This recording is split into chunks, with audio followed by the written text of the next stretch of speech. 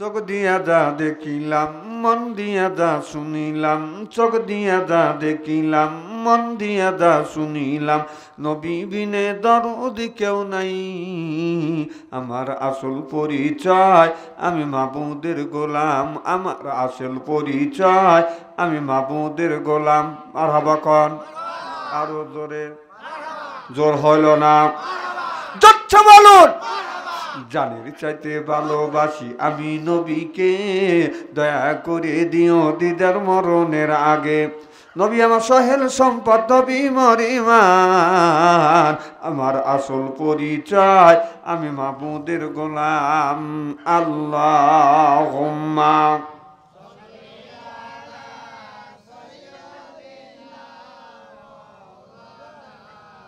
ওয়া আলা আলি সাইয়্যিদিনা। নবী বলে, ওরে বেলাল, আজ আমায় খুঁজলে পাবে না, আমার দেখা পাতে চাও বেলাল, আরে ছুটে মদিনায়। আল্লাহুম্মা, খুব ধীরে ধীরে কয়েন, মাওলানা মুহাম্মদ ওয়া আলা সাইয়্যিদিনা লা ইলাহা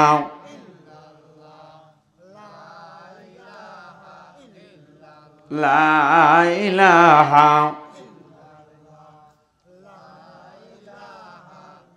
বাস থামেন থামেন, খুব সুন্দর জিকির আওয়াজ হচ্ছে। থ্যাংক ইউ, দেখবেন বুকের ছাতা ফেটে যাবে।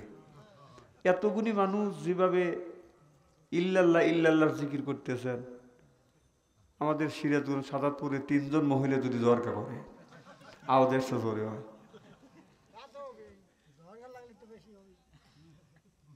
আর জিকির করলে আপনাদের এত অসুবিধা হয় তা তো আমি আগে জানি না। না না, এখানে জিকির করা লাগবে কে? আপনারা নেটে দেখছেন, বাবার বাড়ি জিকির করতে করতে মানুষ পাগল হয়ে যায়, আছে না? তাহলে বোঝা যাচ্ছে এই জিকিরটা কাকে খুশি করার জন্য করা হয়। জোরে বলুন, আরো জোরে বলুন। তাহলে আল্লাহকে জিকির, আল্লাহকে খুশি করবার জন্য জিকির যদি করা হয়, তাহলে একটা দিনে তো আপনি দেখলাম না যে বাড়ির জিকির করতে তো অজ্ঞান হয়ে গেল, আপনার বউ দৌড়ে যা করে যে তাড়াতাড়ি আইসো আমার বাড়ি এলা, জিকির করতে করতে অজ্ঞান হয়ে গেছে। একটা দিনও তো দেখলাম না, মসজিদে তো জিকির করতে করতে অজ্ঞান হইলেন না, কিন্তু বাবার বাড়ি গেলে আপনি তো লাফালাফা জিকির করেন, পাগল হওয়া অজ্ঞান হওয়া পড়ে যান। তার মানে হলো এই জিকিরটা আল্লাহকে খুশি করবার জন্য নয়, এই জিকিরটা করা হচ্ছে আপনার ওই তার পীর বাবাকে খুশি করবার জন্য। জোরে কোন না, এখন তো ঠিক করবে নি। না না, এখন তো বাচ্চু আনতে রয়েছি, একটু জিকির করুন লা ইলাহা। গলা ছেড়ে দিয়ে বলুন লা ইলাহা।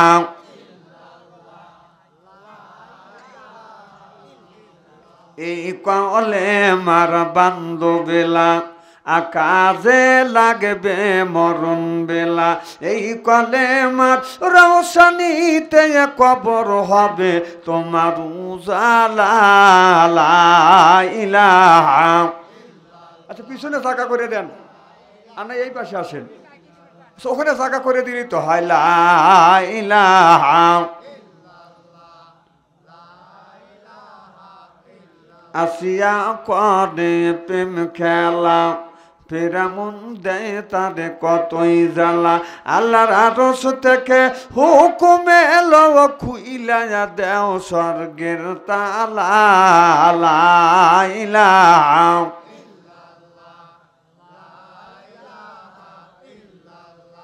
লা ইলাহা ইল্লাল্লাহু মুহাম্মাদুর রাসূলুল্লাহ।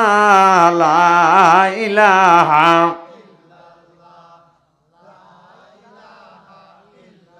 আসিয়া বলে ও গো স্বামী আমি তোমার অর্ধাঙ্গিনী, আসিয়া বলে ও গো স্বামী আমি তোমার অর্ধাঙ্গিনী, তোমার আমার সৃষ্টিকর্তা তারে কেন মানো না লা ইলাহা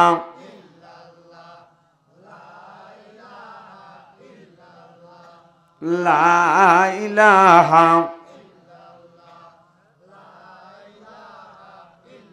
লা ইলাহা ইল্লাল্লাহু মুহাম্মাদুর রাসূলুল্লাহ। সকলে পড়ুন সাল্লাল্লাহু আলাইহি ওয়াসাল্লাম। এটা কি গ্রাম? সাতিয়া থানার, সাতিয়া থানার অন্তর্গত গোবিন্দপুর যুব সমাজ কর্তৃক আয়োজিত আজকের কোরআনের মাহফিলের সম্মানিত সভাপতি সাহেব, দিদার ওলামাই কেরাম, একটু আগে আলোচনা করলেন আমার ছোট ভাই হযরত আল্লামা হাফেজ মাওলানা মোহাম্মদ শহীদুল ইসলাম সাহেব। তিনি সুন্দর সুন্দর কথা বলেছে। বারাকাল্লাহু ফি হায়াতি, আল্লাহ যেন তার কণ্ঠ, তার যোগ্যতা ইসলামের জন্য কবুল করিলেন। সকলে কন আমিন। আল্লাহ যেন কোরআনের পাখি হিসেবে কবুল করুন। সকলে কন আমিন। সর্বকালীন সর্বযুগের শ্রেষ্ঠ সন্তানেরা হযরত উলামায়ে কেরাম, যাদের দ্বারা ইসলাম প্রতিষ্ঠিত হয়েছে, এখনো আছে, ভবিষ্যতেও কথা বলেন না, ভবিষ্যতেও আলেম সহ দিনদার পরহেজগার আল্লাহ ভাইরা পর্দার অন্তর আড়ালে মাহফিল শুনবার জন্য পর্দা করে বসে আছেন। আমার পর্দা নিশে মাথার মুকুট মা ও বোনেরা, আমার ছোট্ট চিনহের ছোট্ট ভাইরা, সমবয়সী চিনহের সমবয়সী বন্ধু, আমার মুরব্বী বাবাদিরা, সকলের উপরে রইল আমার আন্তরিক অভিনন্দন। সর্বপ্রথম সেই মহান আল্লাহ তাআলার লক্ষ কোটি শুকর এবং প্রশংসিত, যিনি আপনাকে আমাকে মনোনীত করে কোরআনের মাহফিল বেহেশতের বাগানের মধ্যে আসা এবং বসার সুযোগ করে দিয়েছেন। সকলেই সমস্বরে উচ্চ কণ্ঠে বলুন আলহামদুলিল্লাহ। মানবতা মুক্তিদূত আখিরি নবী, ওই নবীকে তৈরি না করলে দুনিয়ায় গাছ বৃক্ষ তরুলতা দেও দানব মানব গোষ্ঠী কোনো কিছুই তৈরি করতেন না। পূর্ব গগনে সূর্য উঠত না, পশ্চিমে ডুবত না, অক্সিজেন বাতাস যা প্রবাহিত হচ্ছে তা হইতো না, যা পাচ্ছি তা পাইতাম না, যা খাচ্ছি তা খাইতাম না, যা দেখছি তা দেখতাম না। এমন একটা অসভ্য সমাজের মধ্যে আল্লাহ নবী দুনিয়ার বুকে এসে এই কোরআনের মতলবী আইন জারি করে মরা সমাজকে সঞ্জীবিত করলেন। চিল্লাকর মারহাবা, আর উচ্চারণ বলুন মারহাবা। আজ সমাজের মধ্যে কোরআনের আইন আর কোরআনের রাজ কায়েম নাই বলে স্বামী স্ত্রীর কলহ, ভাইয়ে ভাইয়ে দ্বন্দ্ব, পাড়া প্রতিবেশী নাই মিল। এইটা নিয়ে হয় মামলা, মোকদ্দমা, জজ কোর্ট, সিভিল কোর্ট, হাইকোর্ট। দেখেন না আসে বর্ষা কত পানি, এক গ্রাম থেকে আর এক গ্রামে যাইতে লাগে টানাটানি। বাংলার কিছু নারীরা নামাজ পড়ে না, আমি বাচ্চা অঞ্চলে ভালো করে জানি।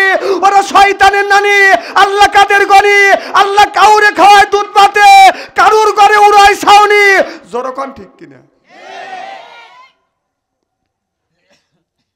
সেই নবীর প্রতি জানাই লক্ষ কোটি দরুদ ও সালাম। সকলেই পড়ুন সাল্লাল্লাহু আলাইহি ওয়াসাল্লাম। সর্বপ্রথম জানতে চাই আমার ভাইয়েরা, আপনারা সকলে ভালো আছেন?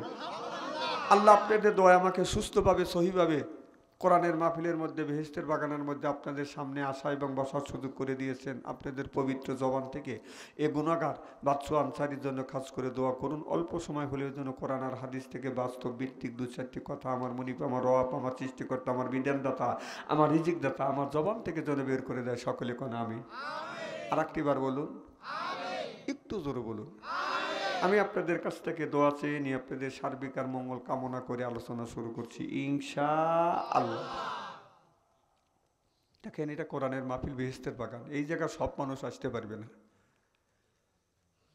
একটা মানুষ নিয়াত করে বাড়ির থেকে যখন বের হবে, প্রত্যেক কদমে কদমে আল্লাহ 10টা করে নেকি দিবে। এত জোরে আলহামদুলিল্লাহ, খুব খুশি হয়ে গেল। আর পিছনের 10টা করে গুণ আল্লাহ মাফ করে দিবে। সুবহানাল্লাহ জোরে কন। তাহলে আমরা যারা কোরআনের মাহফিলে আসছি, লাভ না লস, ঠকছি না জিতছি? আচ্ছা, তারা এখনো আসে নাই, বাড়িতে শুয়ে আছে, অথবা দোকানপাটে ঘোরাফেরা করছে, অথবা আসবে কি আসবে না এরকম চিন্তা ভাবনা করছে, ওরা খুশি না বেদা? জি না, ওরাও খুশি। ওরা বলতেছে তারা কোরআনের মাহফিলের মধ্যে গেছে, ওরাই ঠকছে। আর আমরা বাড়িতে ঘুম পাড়তেছি, ওরাই জিতছে। আমি বলি তোর বাপ দাদা 14 গোষ্ঠী কোনোদিন ঘুম পারে নাই। ঘুম পারে আল্লাহ থেকে ঘুম পাড়াবেন, কারণ কোরআনের একটা হক আছে, মাহফিলের একটা হক আছে, এলাকাবাসীর একটা হক আছে, আলেম ওলামার হক আছে। হক তুমি নষ্ট করেছো, এর জন্য আল্লাহর কাছে জবাবদিহিতা করতে হবে। চিল্লে বলো ঠিক কিনা?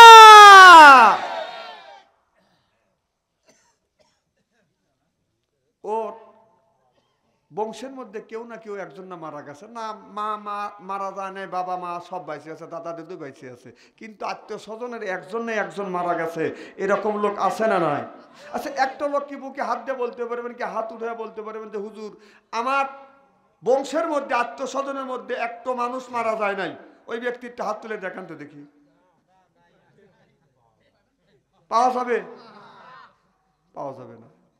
তারপরেও তারা কোরআনের মাহফিলে আসবেন না, কারণ তারা আমাদের জন্য আমাদের দিকে তাকিয়ে আছে। ওরা কোরআনের মাহফিলে যাবে, কোরআনের কথা হাদিসের কথা শুনে আমাদের জন্য দোয়া খরচ করে আসবে, সুবহানাল্লাহ জোরে কর। কিন্তু তারা তা করবে না। তুমি যদি আত্মীয় স্বজন মা বাবাকে ঠকাও, তুমি যদি মারা যাও, তোমার ছেলেও, তুমি মারা গেলে তোমার ছেলে কবরস্থানের পাশ দিয়ে যাবে, কিন্তু মোবাইলে লাউড স্পিকার দিয়ে গান বাজাতে বাজাতে যাবে। আর না হয় যদি গান নাও জানে, তারপরে তোমার ছেলে বাবা, তুমি বাবা তোমার কবরে পাশ দিয়ে যাবে আর গান গাবে, মানে দোয়া পড়বে না যে বাপ মারা গেছে। শয়তান কবে যে তোর বাপও তোর জন্য কাজ করে নাই, তোর বাপ তোর দাদার জন্য কাজ করে নাই, তুই মরে গেলি, তুই তোর বাপের জন্য কিছু করতে পারবি না। না এখন তো ঠিক কই লিখবে।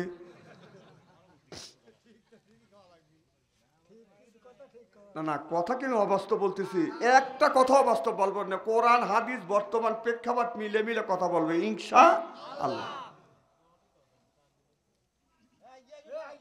না না, আগে লিখবেন অবি থাকেন গরমের দিন। না না, আপনার অত ডিস্টার্ব, আপনি এদিক তাকান, আপনার কোনো কথা বলা লাগবে না, আমি দেখবো না। আমার চেহারা কি একবারে খারাপ লাগতেছে নাকি? আচ্ছা,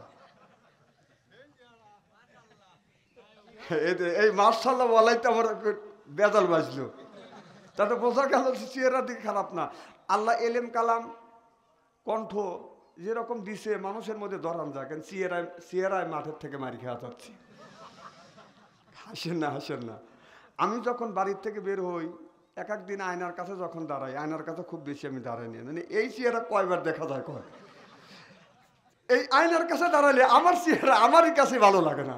তাহলে আপনারা লাইক করবেন কিভাবে? আলহামদুলিল্লাহ। না আমি সেই কথাই বলতেছি। আমার ভাইরা, আমার আল্লাহ রাব্বুল আলামিন বলেছে, দুনিয়ার মানুষেরা আমি আল্লাহ তোমাদের সৃষ্টি করেছি একমাত্র কেবলমাত্র আমি আল্লাহ আমার ইবাদত করবার জন্য। আমা খলাকতুল জিন্না ওয়াল ইনসা ইল্লা লিয়াবুদুন। আল্লাহ বলে মানুষ আর জিন জাতিকে তৈরি করেছি একমাত্র কেবলমাত্র আমি আল্লাহ আমার ইবাদত করবার জন্য। যখন ইবাদত করব কার? আল্লাহর ইবাদত করা লাগবে, আল্লাহর দাসত্ব করা লাগবে। এই দুনিয়ায় না, আর একটা বাদান দুনিয়া আছে, সেই দুনিয়াটা বাদান কবরের জগৎ। কবরের জগতে যাইতে হবে, এরপরে বাদান আখেরের জগতে বাদান যাইতে হবে। জগৎ হলো তিনটে, একটা দুনিয়া জগৎ, একটা কবরের জগৎ, একটা হলো আখিরি জগৎ। আর বর্তমান আর একটা জগৎ বাদান বিলুপ্ত হয়ে যাচ্ছে, সেইটা হচ্ছে বাদান চিত্র জগৎ। কি জগৎ? চিত্র জগৎ এখন শীত হয়ে গেছে, কথা কন। ধীরে ধীরে আরো চিত্র জগৎ বাদাম শীত হয়ে যাবে। কিন্তু বর্তমান সমাজে আমি লক্ষ্য করে দেখছি, এটা আপনার চিত্র করা জগতের দেশ না, এবার দেশ হবে কোরআন হাদিসের বাংলাদেশ। চিল্লে এখন মারহাবা।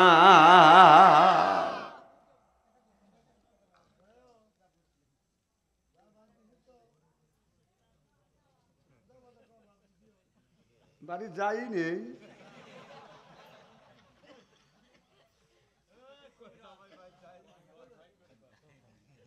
আমার ভাইরা আমার ভালো করে লক্ষ্য করে শোনো না, বলে নিয়ে এতে বাদান শুনতে হবে। এ যুবক ভাইরা, তাহলে ইবাদত করা লাগবে আমার আল্লাহর, দাসত্ব করা লাগবে আমার আল্লাহর। এই দুনিয়ায় বেশি দিন থাকার জন্য কি আমরা আসি নাই? আর একটা জগৎ আছে, আর একটা জগৎ আছে, সেই জগতে প্রত্যেকটা মানুষের বাদান যাইতে হবে। আল্লাহ বললেন কুল্লু নাফসিন যায়কাতুল মউত, মরণের হাত থেকে কেউ কোনোদিন বাঁচতে পারে না, বাঁচা সম্ভব না। যখন কেউ বাঁচতে পেরেছে, আবু জেহেল থেকে থেকে শুরু করে এ পর্যন্ত, ফিরাউন থেকে শুরু করে এ পর্যন্ত, নমরুদ থেকে শুরু করে এ পর্যন্ত, আদম থেকে শুরু করে এ পর্যন্ত একজন মানুষ এই দুনিয়ার বুকে বাদান বেঁচে থাকতে পারে নাই, এমন কোন প্রমাণ নাই গ্যাপ সিনে একজন মানুষ রাজদালের হাত থেকে বাদান বেঁচেছে। বাঁচা সম্ভব না, বাঁচতেও বাদান ওই মানুষটা কোনোদিন পারবে না। একদিন ইতিহাসের মধ্যে দেখলাম বাদশাহ সাদ্দাতের ঘটনা শুনছেন, হযরতে হুদ আলাইহিস সালাম যা বাদশাহ সাদ্দাতকে বলে, বাদশাহ সাদ্দাতে মান আমানা বিল্লাহ, আল্লাহর উপরে ঈমান আনো, আর আমি নবী, আমাকে নবী বলে বলে তুমি মানো। বাদশাহ সাদ্দাত বলে তোমার আল্লাহর উপরে মান আমানা বিল্লাহর উপরে ঈমান আনতে পারি, আর আল্লাহকে আল্লাহ বলে মানতে পারি, তোমাকে নবী বলে মানতে পারি, যদি তুমি বলো তোমার আল্লাহ যদি মৃত্যুর 4 অবস্থায় যেন আমার মৃত্যু না দেয়। কয় অবস্থায়? একটা মানুষের মৃত্যু হয় দাঁড়ানো অবস্থায়, বসা অবস্থায়, শোয়া অবস্থায়, ঘুমানো অবস্থায়। জোর কোন ঠিক কিনা? হ্যাঁ আমি জানি, যা বলবো তাই ঠিক। তাহলে আমরা সাধারণ জানি 4 অবস্থা মানুষের মৃত্যু হয়। এবার বাদশাহ সাদ্দাত বললে, এ হুদ আলাইহিস সালাম তোমার আল্লাহকে বলো 4 অবস্থায় যদি মৃত্যু না দেয়, মান আমানা বিল্লাহ, আল্লাহর উপরে ঈমান আনবো, তোমারে নবী বলে মানবো। এবার হুদ আলাইহিস সালাম আল্লাহর কাছে দরখাস্ত করলেন। আল্লাহ বলেন, এ বন্ধু হুদ তুমি বলে দাও, শোয়া অবস্থায়, বসা অবস্থায়, ঘুমানো অবস্থায়, দাঁড়ানো অবস্থায় বাদশাহ সাদ্দাতের রূহ আমি কবজ করব না। ইন্নাল্লাহা ওয়াদাকুম ওয়াদাল হক, আমি আল্লাহ আমার বান্দার উপরে যে ওয়াদা দেই, আমি আল্লাহ ওই ওয়াদাটা পুরো করি। চিল্লাইয়া কোন সুবহানাল্লাহ। আর আমাদের দেশের যুবকেরা মোবাইলে প্রেম আর ভালোবাসা করে, এইটা নিয়ে বাদান আপনার ওয়াদা দেয়, কথা বুঝতেছেন না? ওয়াদা যদি ভঙ্গ করে কয় তুই হলো বেঈমান বন্ধু। আছে না নাই? যারা দেখে টাচফোন ভালো থাকে না, তাদের মন ওইটা হয়ে যায় বাদান, তাদের জম ঘরের মধ্যে থেকে বাদান মোবাইলে প্রেম করে, মা বাবার বিনা অনুমতিতে বিয়ে করে, ওই বিয়ে থেকে না রে। কি তাতে বোঝা গেল? ঠিক বললে না? তাতে বোঝা গেল আপনারা ওই পথের প্রতীক মনে হয়। যেরকম পায় ঠিক।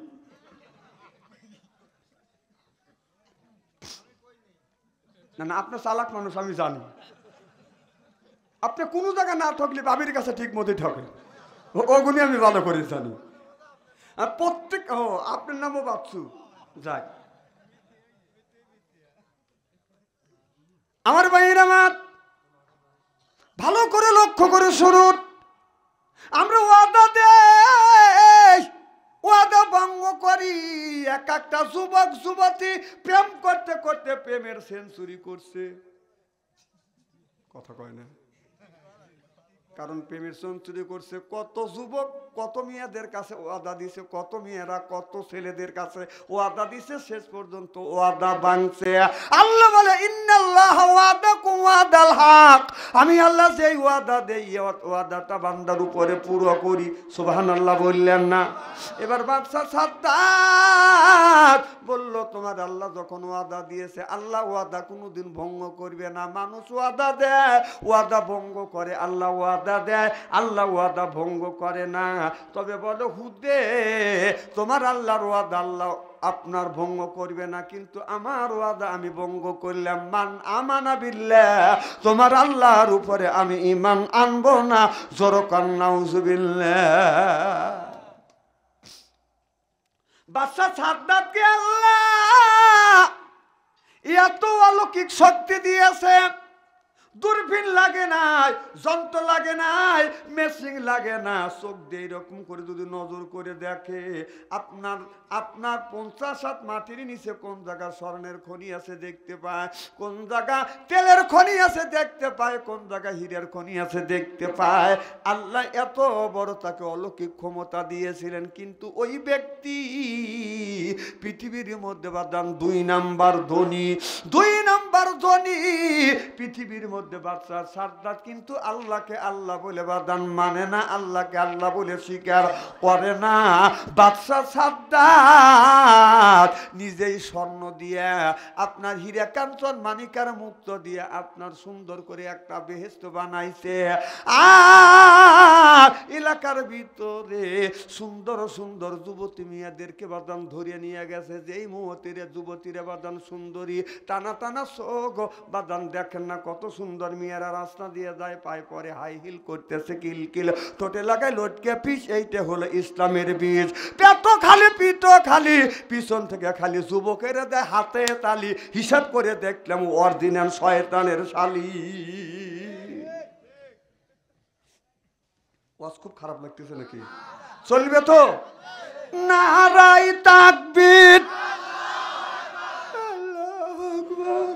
আচ্ছা এইগুলি কি তাকবীর? এর মুঠে তাকবীর দিলেন না কেন? দাবি কি নিষেধ করে দিছে নাকি? নারাই তাকবীর, আল কোরআনের আলো, ওই আল হাদিসের আলো, নারাই তাকবীর। যারা বাড়িতে আছে তারা চিন্তা করতেছে কেন লোক তো কম হয় নাই, তো জইলে বুড়ে মরুক নাকি কম।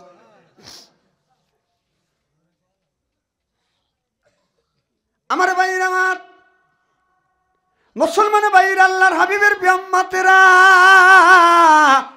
ভালো করে লক্ষ্য করে দেখুন। কোরআনের মাহফিলে বাদান লোক পাওয়া যায় না, লোক পাওয়া যায় খালি বাদান স্টলে স্টলে, আছে না নাই? এই যে বোয়ালমারি বাজারে যান, আসরের নামাজ পড়িয়া অনেক গল্পিতা মানুষ আছে, গাল গপ্প যারা করে। এই স্টালে এক কাপ চা খায়, ওই স্টালে আর এক কাপ চা খায়, ওই স্টালে আর এক কাপ চা খায়। মানুষ যদি গল্প করে, ওই গল্প থাপা দিয়ে ধরে গল্পর মাথা খায়। যায় ওই জায়গায় কিছু লোক যাইয়া যাইয়া এই যে বসা বসে শাসতালে বসিয়া চা খায় আর শাপনুর আর সাবিব খানের ছবি দেখে। ওই জায়গা বাদান যা বসে টলে, কথা বলে বাদান গায়ের বলে। এরপরে যদি পায় গল্প করে না বাদান কেউ অল্প, তারপরে বাদান খাই একটু পান, মনের মধ্যে আসে বাদান গুনগুনানি গান। তারপরে খাই একটু হাকি পরি জর্দা, শরীর তার গামে যায় বুঝায় আমি বড় একটা মর্দা।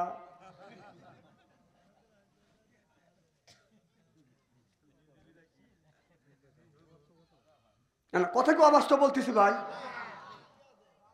আপনারা কথা কন না কে? না অবাস্তব বলতেছি। যে কথা বলবে না তাহলে বুঝতে হবে ও ওই পথের লোক। কথা কন আমার ভাইরা, আমার এ মুসলমান ভাইরা, আল্লাহর হাবিবের উম্মতেরা, সাতিয়া থানার যুবকেরা ভালো করে লক্ষ্য করে শুনুন, আমলের নিয়তে বাদান শুনতে হবে। বাদশা সাদ্দাত সুন্দর সুন্দর মহিলাদেরকে সাজাইয়ে আপনার নিয়ে গেলেন বাদান। ওই বাদশা সাদ্দাত যে বেহেশত তৈরি করছে তার ভিতরে রাখছে, আর বলেছে আমি যখন জান্নাতের মধ্যে প্রথম ফিতে কাইতে প্রবেশ করব, তখন তোমরা ফুলের পাপড়ি দিয়ে আমাকে ওয়েলকাম আর স্বাগতম জানাইবে। আর ওয়েলকাম জানাবে, স্বাগতম জানাইবে, ওইটাই হবে বাদশা জান্নাত, বাদশা সাদ্দাতের বাদান জান্নাতের হুর। আর বলে হুদ রে, ও আল্লাহর নবী হুদ আলাইহিস সালাম, তোমার আল্লাহর উপর ঈমান আনবো না, তোমাকে নবী বলে আমি মানবো না, তোমার আল্লাহর জান্নাতে আমি যাব না, আমি নিজেই জান্নাত তৈরি করব, নিজেই জান্নাতে প্রবেশ করব, তোমার আল্লাহর হুরের দরকার নাই। এই দুনিয়ায় যত সুন্দর সুন্দর মহিলা আছে তাদেরকেই আমি হুর বানাবো। নাউজুবিল্লাহ, একটু জোরে কর। কিন্তু এই দুনিয়ার হুর মানুষ নামে হুর, আর জান্নাতের হুরের মধ্যে বেশ কম আছে না নাই? জোরকান আছে না নাই? কারণ এই যে আমাদের মানুষ নামে হুর আছে, যতই সুন্দর হোক না কেন, সকালবেলা যদি ব্রাশ না করে, সন্ধ্যের সময় মুখের কাছে নাক নেওয়া, কথা কন, কথা কয় না। কথা কি অবাস্তব বলতেছি? দুনিয়ার মানুষ নামে হুর আছে, নাকে শীত আছে, কানে গন্ধ আছে, নাক আপনার চোখে বাদান আপনার পূজা আছে না নাই? কিন্তু আল্লাহ জান্নাতের মধ্যে যে হুদ দিবে, এই হুদের নাকেও গন্ধ নাই, নাকেও বাদান খোল নাই, আপনার কানেও বাদান ময়লা নাই, চোখেও ময়লা নাই, মুখ দিয়ে বাদান দুর্গন্ধ বাদান বের হয় না। এরপরে যদি একটু থুতু ফেললে, এই থুতু আতরের মতো বাদান গ্রাণ হয়। সেই হুর। ওই হুর যদি পেতে চান কাজ করা লাগবে দুইটা। জোরে কোন কয়টা? ইন্নাল্লাযিনা আমানু, ইন্না মানে নিশ্চয়ই, আল্লাযিনা যাহারা ঈমান আনবে ওই আল্লাহর উপরে, ও আমিলুস সলিহাত, আর যারা নেক কাজ করবে। এক নাম্বার ঈমান, আর দুই নাম্বার নেক কাজ করা লাগবে। আল্লাহ বলেন কান্নাত লাহুম জান্নাতুল ফিরদাউস নুজুলা। এক নাম্বার ঈমান, আর দুই নাম্বার যারা নেক কাজ করবে ওই লোকটা যখন জান্নাতে যাবে, জান্নাতের ৭০,০০০ হুর আসবে, রিসিপশন করে জান্নাতে নিয়ে যাবে। সুবহানাল্লাহ। তো জোরে কোন, জোরে কোন। একটা চা দিছে চিনি ছাড়া, এই জন্য এখনকার চা খাওয়া আমি বাদ দিচ্ছি। চিনির দাম তোর বেশি হয়েছে, তুই চার দাম বেশি হলে একটু চিনি দেওয়া লাগবে তো। ব্যাপক মৌলবীর ডায়াবেটিস, আমারও বিলে ডায়াবেটিস। সব মানুষ কি আল্লাহ বেদি দেয় নাকি?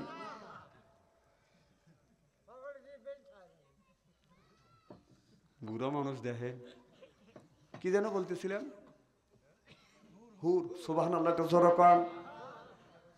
ওই হুর যদি থুতু ফেলে, মাটিতে যদি থুতু ফেলতো, তামাম পৃথিবীর মাটিতে বাঁধান আতরের মতন গ্রান হয়ে যাইতো। আর আমাদের ঘরে ঘরে একটা করে বাঁধানো হুর আছে, এই হুরের বালিশে নাক রাখা যায় না। কথা কয় না রে।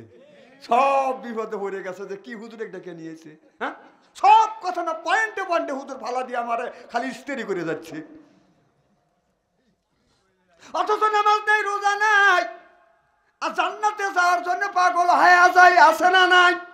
এরপরে কলে গান গায় আর বলে, গজল গায় আর বলে, খাসার ভিতর রসেন পাখি ঢুকলো কিভাবে, এ খাসার ভিতর রসেন পাখি ঢুকলো কিভাবে, ওই মুর্শিদকে খাওয়াইলে সানা পাখি কি খাবে, ওই মুর্শিদ খাইলে মা কোন সানা, পাখির তো খাওয়াও হবে না, মুর্শিদকে খাওয়াইলে সানা পাখি কি খাবে, পাখি গু খাবে। তুই নামাজ পড়, নামাজ নাই, রোজা নাই, শুধু বান্দারি তুমি গজল গায়া যাও। কথা বুঝতেছেন না? এই যে বান্দারি তরিকা নামে একটা তরিকা বের হয়েছে, ভালো কথা, কিন্তু মহিলা নিয়ে এইরকম জড়াজড়ি পারাপারি করে, কারণটা কি? তো যে বান্দারি তরিকা নিস, তোর বান্দারি যে একটা মুরিদের একজন খলিফা আছে, নাম হলো মঈনুদ্দিন, ও মহিলার সাথে কোলাকুলি করে সরাসরি ভাবে। নাউজুবিল্লাহ কয় না, নাউজুবিল্লাহ কয় না। আবার সেই সেই তরিকা ধরো, তাহলে বোঝা গেল ওটা বদমাইশি তরিকা। কথা কন। নেটে তার দেখা তো অসুবিধে না, কে টিভি দিবেন দেখবেন। তরিকা আমরাও করি। 1 ঘন্টার জন্য মোবাইল বন্ধ রাখেন,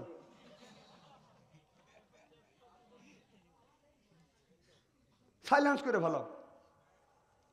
এরা চিন্তা করতেছে যদি বান্ধবী রিং দেয় তাহলে রাগ করে ভালাবিনি।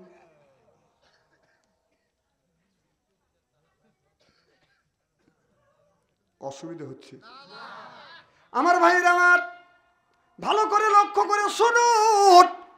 এবার বাদশাহ সাদ্দাতের কথা মনে আছে? এই বাদশাহ সাদ্দাত জান্নাতে বাজান প্রবেশ করবে, জান্নাতে প্রবেশ করবে সুন্দর করে বাজান আপনার সাজগোজ করিয়া, আপনার ঘোড়ার উপরে চড়িয়ে বাজান যাচ্ছে। হাজার হাজার মানুষ বাজান ওয়েলকাম জানাচ্ছে, স্বাগতম জানাইছে। আমাদের বাদশাহ সাদ্দাত নিজেই জান্নাত বানাইছে, ওই জান্নাতে বাজান সাদ্দাত প্রবেশ করবে। আল্লাহ দেখে বলে, আজরাইল যারে যা, তাড়াতাড়ি যা, ওই সাদ্দাত যেন ওর বানানো জান্নাতের মধ্যে প্রবেশ না করতে পারে। আল্লাহ আজরাইল মুহূর্তের মধ্যে এসে বাজান হাজির হয়ে যায়। চিল্লাইয়া কন মারহাবা। মানুষের রূপ ধারণ করিয়া, মাথায় টুপি, গায়ে হলো জুব্বা, মুখে হলো দাড়ি, মাথায় হলো পাগড়ি, বাদশাহ সাদ্দাতের কাছে এসে বলতেছে, আসসালামু আলাইকুম।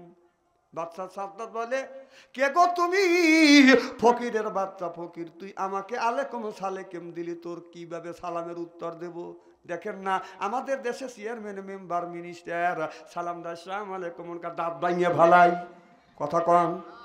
আসসালামু আলাইকুম এর মানে আমি, তুই মর। সালাম হলো আল্লাহর রহমত। সালামুল কাবলাল কালাম, আগে সালাম দাও তারপরে তুমি কথা কও। এই সালাম নিয়ে নানান ধরনের বাদান ঠাট্টা করতেছে বাংলার জমিনে, আর এইটার কেউ বাদান প্রতিবাদ করতেছে না। এই সালাম চলে গেছে বিয়ানের মধ্যে, আসসালামু আলাইকুম, খবর কি বিয়ান? আপনি তো না থাকলে দুইটা কথা কইবার চাই। কে তোর সাথে আর বিয়ানের সাথে কি কথা? কথা কর না কে? তোর সাথে কোনো কথা নাই। সালাম যদি দিতে চাও দেও, পর্দার আড়াল থেকে সালাম দাও। আর তুমি থেকে থেকে বলো আসসালামু আলাইকুম, খবর কি বিয়ান? আপিত্ত না থাকলে তোমার নাম্বার লিবার চাই। এর মানে রাতের বেলায় ফ্রি ময়দানে তুমি গোল দিবার চাই। আমরা বুঝি না?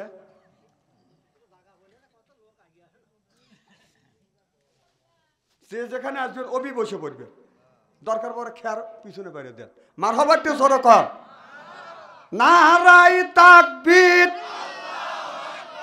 নারাই তাকবীর। কোরআন হাদিস যেখানে, নারে তাকবীর। আলহামদুলিল্লাহ। আমার ভাইয়ের আমার, এবার বাচ্চা সাদ্দাত কাছে যাইয়া যখন সালাম দিলেন আসসালামু আলাইকুম, বলে তুমি কে? আমি একটা মুঠে আছি বেটা, তোর এত বড় সাহস? আমি তো জান্নাতের মধ্যে প্রবেশ করব, তুই এসে সালাম দিচ্ছিস, এখন কি সালামের উত্তর নেওয়ার সময়? বাপ দমক দিল কাক? আজরাইল। সুবহানাল্লাহ জোরে কর। আজরাইল কয় থাম। যখন ও বলছে ভাগ, যখন আজরাইল বলছে থাম, তখন চিন্তা করছে কে রে, তুই মেয়ে করে আমার কথা কয়, নিশ্চয়ই এর মধ্যে রহস্য আছে। কয় তুই আমাকে চিনিস? কয় কে তুমি? ভালো করে চা দেখ, আমি মালাকাল মউত আজরাইল, তোর রুহু কবজ করবো। সুবহানাল্লাহ জোরে কর।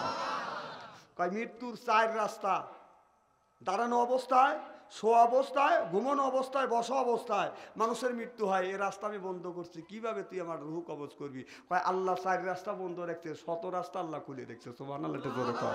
কয় কিভাবে? কয় তুই পাও তুলবি তো মরবি। সুবহানাল্লাহ জোরে কর। তোল পাও তুলবি তো তুই মরবি। পা উঠানোর মালিক কি? আরো জোরে। আল্লাহ কয় পা উঠো, যেই উঠাইছে অমনি ধরছে। এজন্য বাহাদুরি করা যাবে না। বাদশা সাদ্দাত নিজে জান্নাত বানাইছে, প্রবেশ করবার মতো বাদান নসিবে হলো না। দরজার বাইরের থেকে বাদান রুহুটা বাদান কবজ হয়ে গেছে, টেস্ট করে দেখতে পারলো না যে বাদশা সাদ্দাত দুনিয়ার ভিতরে ২ নাম্বার বাজান ধনী। সেই বাদশা সাদ্দাত দুনিয়ার থেকে বাদান বিদায় হয়ে গেছে। ও বাজার, আমরা কয় টাকা কয় পয়সার মালিক হইছি, এমনও ফোট আছে, এমন ফোড়া আছে, ফোড়া যদি হয় এই ফোড়া সারানের টাকা আপনার আমার হয় নাই। চিল্লে এখন ঠিক কিনে টাকার বাহাদুরি করো না। এই জন্য নামাজ পড়া লাগবে। আল্লাহ ৮০ থেকে ৮২ জায়গা বললেন ও আকিমুসসালাহ, নামাজ কায়েম করো, অতু যাকাত আদায় করো, কুতিবা আলাইকুমুস সিয়াম, রমজান মাস আসলে রোজা রাখো। নামাজ পড়া লাগবে। নামাজ হলো বাদান বেহেশতের চাবি। আল্লাহ বলে বান্দারে, নামাজ পড়লে তোমরা বেহেশতের চাবি পাবে। আসসালাতুল মিফতাহুল জান্নাহ, যারা নামাজ পড়বে তারা জান্নাতের চাবি পাবে। সুবহানাল্লাহ বললেন না? এই জন্য প্রত্যেকটা মানুষের নৈতিক দায়িত্ব, মা বাবার গার্জিয়ানের প্রত্যেকটা ছেলে মেয়েকে কোরআন শিক্ষা দেওয়া বাদান দরকার আছে না নাই? যারা পড়বে বাংলা হয়ে যাবে বাদান কাংলা, যারা পড়বে বাদান ইংরেজি কবরে যা বাদান গ্যাংরা বিয়ে, আর যারা পড়বে আরবি তার সাথে কি পারবি? নামাজ পড়ে ওই পাবে জান্নাতের চাবি। চিল্লে এখন মারহাবা লা ইলাহা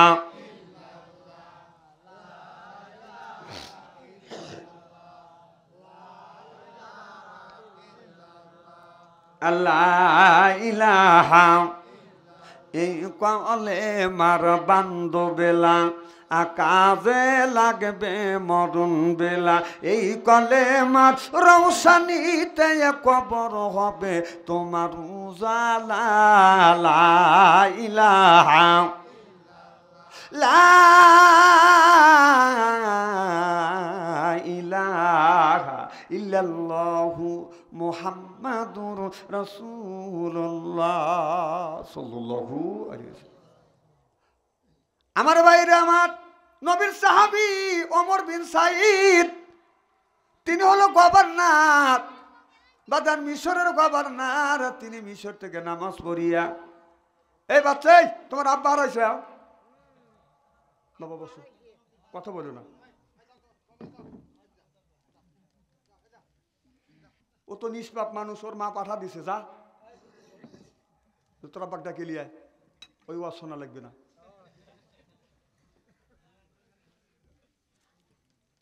কি যেন বলতেছিলাম, মিশরের গভর্নর সাঈদ বিন আমার ফজর নামাজ পড়িয়া আপনার গ্রামে গ্রামে যা জিজ্ঞাসা করতেন, ও গ্রামবাসীরা তোমরা কেমন আছো? গ্রামবাসীরা বলতেছে আমরা ভালোই আছি। প্রত্যেকটা গ্রামে যাইয়া মানুষের কাছে বাদান খবর নেয়।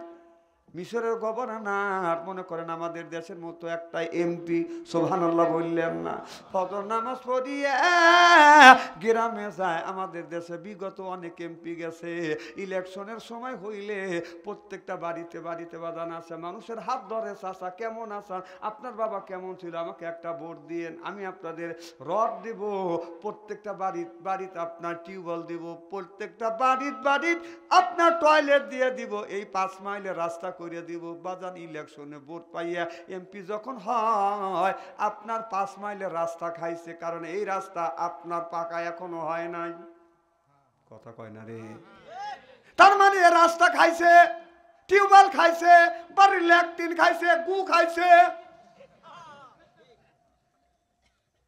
এরপরে রাত 12টার সময় গফুর মাস্টার বাড়ি যা বলে, ভাই গফুর মাস্টার, কয় কে? আমি আপনাদের এমপি পদপ্রার্থী। কয় এত রাত্রে কিসের জন্য আসছেন?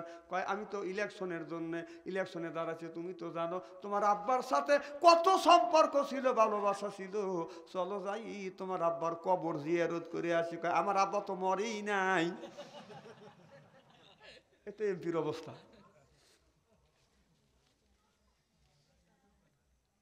আর 16টা বছর গেছে, যাদের বয়স এখন 25 বছর হয়ে গেছে, আল্লাহ বলে ওয়াজালনা লিল মুত্তাকিনা ইমামা, ওয়াজালনা আয় আল্লাহ লিল মুত্তাকিনা ইমামা। একটা ইমাম যদি বানাতে চান, এটা হলো গ্রামের মেম্বার, এটা হলো একটা ইমাম, গ্রামের চেয়ারম্যান একটা ইমাম, একটা হলো আপনার ইউনিয়নের ইমাম, সেটা হলো চেয়ারম্যান, একটা থানার ইমাম, সেটা হলো বাদান এমপি। সুবহানাল্লাহ, এটা জোরে কর।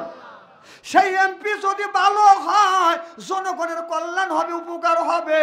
সেই আজকে 15 বছর 16 বছর হয়ে গেছে, যেই যুবকের বয়স আপনার 20 থেকে 25 বছর, এখন সেই দেখে ইলেকশনে খালি মাইরিয়া কাইটে সিল লেওয়া। ওরা ভাবছে ইলেকশন মানেই হলো জোর করে বাদান আপনার ভোট লেওয়া। ওরা তো স্বাধীনভাবে ভোট দেখে নাই। কি মাওলানা সাহেব, স্বাধীনভাবে ভোট দেখছে, জানে যে ভোট মানে জোর করে লেওয়া, একজনে মাইরিয়া বাদ ঘরে তুলে নিজে গেলে সিল মারিয়ে লেওয়া। কি আইন শুরু করে দিয়ে গেছিল 16টা বছর। আমার এলাকার একজন ভোট দিবের গেছে, যে বুড়ো মানুষ কখন মরি কখন বাঁচে, ভোটটা দিয়েই আছে গেছে। তো কব চাচা তোমার ভোট হয়ে গেছে। কও কি বাপু? হ্যাঁ চাচিরও ভোট হয়েছে। কও কি বাবা, তোমার চাচি 6 মাস আগে মারা গেছে, আইসা ভোট দিয়ে গেল, আমার সাথে দেখা করলো না। এই কয় লোকটা সিক্কুর। আর পুলিশ লোকজন এসে জড়ো হয়ে গেছে, কি হয়েছে চাচা কাঁদোকে? কয় না আর কয় না বাবু। কি হয়েছে কন? কয় তোমার চাচি 6 মাস ধরে মারা গেছে, আজকে ভোট দিয়ে গেল, আমার সাথে দেখা করলো না। কে? আমি কি অপরাধটা করছি? ওর জন্য কি করিনি? তারপরেও এই শালাকারে লজ্জা নাই। কে? কথা কয় না, কথা কয় না, বেশরম। এখন কোনে মোল্লারা কোরআনের কথা বলতে পারে নাই, হক কথা মসজিদে বলতে পারে নাই। কোরআনের কথা বলতে গেলে কথা ঠিক করে বলেন, কোরআনের কথা হলো আল্লাহর কথা, কোরআনের কথা বন্ধ করবার তুই কে?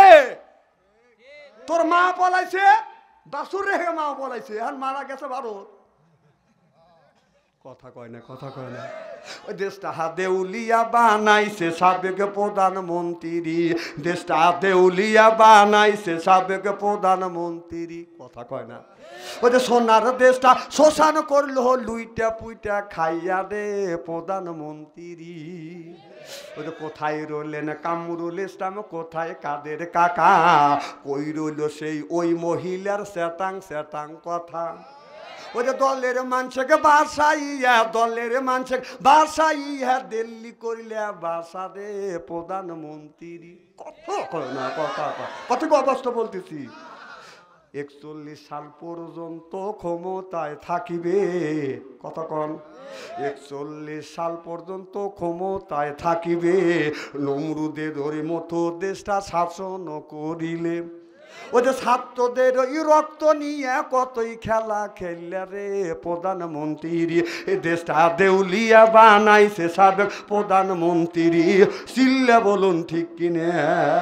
আর 100 বছর ইতিহাসে গোটা বিশ্বের কোন মন্ত্রী প্রধানমন্ত্রী পলায় নাই। কে এত ভালো কাজ করছিস, পলাইছিস কে? একবারে নীরব। এখন তো তোমাদের রমজান মাস, এই সরকার ডক্টর ইন্নুস দিন আছে, খালি দোয়া ইন্নুস পারো, এখন দোয়া ইন্নুস পারো, ডাক্তার ইন্নুস যতদিন আছে একদিন দোয়া ইন্নুস পারো। এটা রমজান মাস, রমজান মাসে শয়তানদেরকে আল্লাহ শৃঙ্খলা করে রাখে। রমজান মাসে অর্থাৎ ডক্টর ইন্নুস আছে, দোয়া ইন্নুস পারো, তোমাদের শান্তি আছে। নির্বাচিত সরকার আসলে যদি ইট খোলে, আপনার পাট খোলে ডেল যদি দিয়ে থাকেন, পাথরের ডেল খাওয়া লাগবে, পাথরের ডেল। থাকো, দেখলে কি দোয়া ইন্নুস পড়তে থাকো।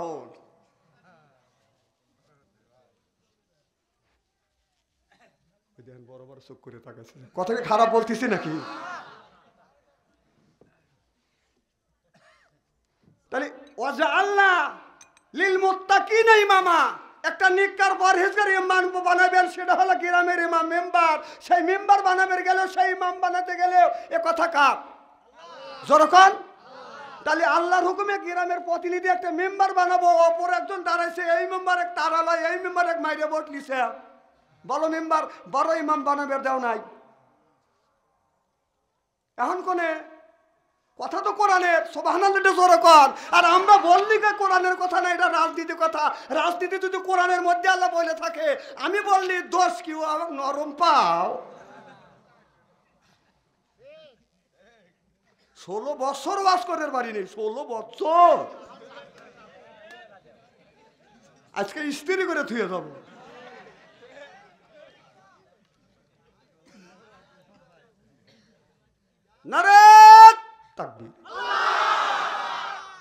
যদি কোরআন হাদিসের বাইরে বর্তমান প্রেক্ষাপটের সাথে মিলে যদি কথা না বলি, সেই সময় কথা বলি।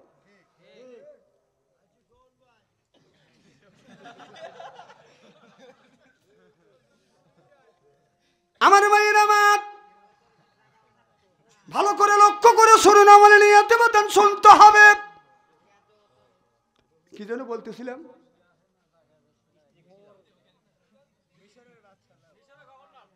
মিশরের গভর্নর সাইদ বিন আহমদ ফজর নামাজ পড়িয়া গ্রামে গ্রামে যা বলো, গ্রামবাসীরা তোমরা কেমন আছো? গ্রামবাসীরা বলো, হুজুর আপনার এই রাষ্ট্র শাসনে আমরা খুব আরামে আছি। আর এক গ্রামে যা জিজ্ঞেস করে কেমন আছেন, ভালো আছি। যাইতে যাইতে লক্ষ্য করে দেখে একজন মুরব্বী রাস্তার পাশে বসে বসে বাদাম কানতেছে। এবার সাইদ বিন আহমদ আপনার কাছে যা বলে, মুরব্বী আপনি কেন কান্দেন? বলে, বাবা তুমি যুবক মানুষ, তোমার কাছে বললে আমার দুঃখ নিবারণ হবে না। উনি যে আপনার মিশরের গভর্নর সাইদ বিন আহমদ, বাদান ওই মুরব্বী বাদান জানে না, মুরব্বী কান্দে। সাইদ বিন আহমদ কাছে যা বলে, বাবা কেন তুমি কান্দো? বলে, বাবা আমি কান্দি, আমার দুঃখ তুমি শুনে নিবারণ করতে পারবে না। সাইদ বিন আহমদ বলে, বাবা বলা যায় না, আল্লাহ আমার দ্বারা আপনারা দুঃখ নিবারণ করে দিতে পারে। চিল্লে এখন মারহাবা। বলো বাবা কি হয়েছে? বলে বেটা আল্লাহ আমাকে 4টা মেয়ে দিছে, 4টা মেয়ের মধ্যে 3টা মেয়ে বিয়ে দিছি, 3টা মেয়ের বিয়ে হয়ে গেছে, মেজোটার বিয়ে হয়েছে, সেজোটার বিয়ে হয়েছে, ছোটটার বিয়ে হয়েছে, বড়টার বিয়ে হয় না। আমার বড় মেয়ে হলো পঙ্গ, আমি পঙ্গ মা, আমি পঙ্গ মিয়ার বাবা। হুজুর আমার মেয়ে, ও যুবক আমার মেয়ে পঙ্গ, 3 মেয়েকে বিয়ে দিছি, বড়টাকে বিয়ে দিতে পারে নাই। আমি পঙ্গ মিয়ার বাবা হইয়া আমার মনে দুঃখ। আমার মেয়ে যদি পঙ্গ না হইতো মানুষ আমার মেয়েকে বিয়ে করতো। আজ পঙ্গ মিয়ার বাবা বিদায়, আমার পঙ্গ মেয়েকে কেউ বিয়ে করে না।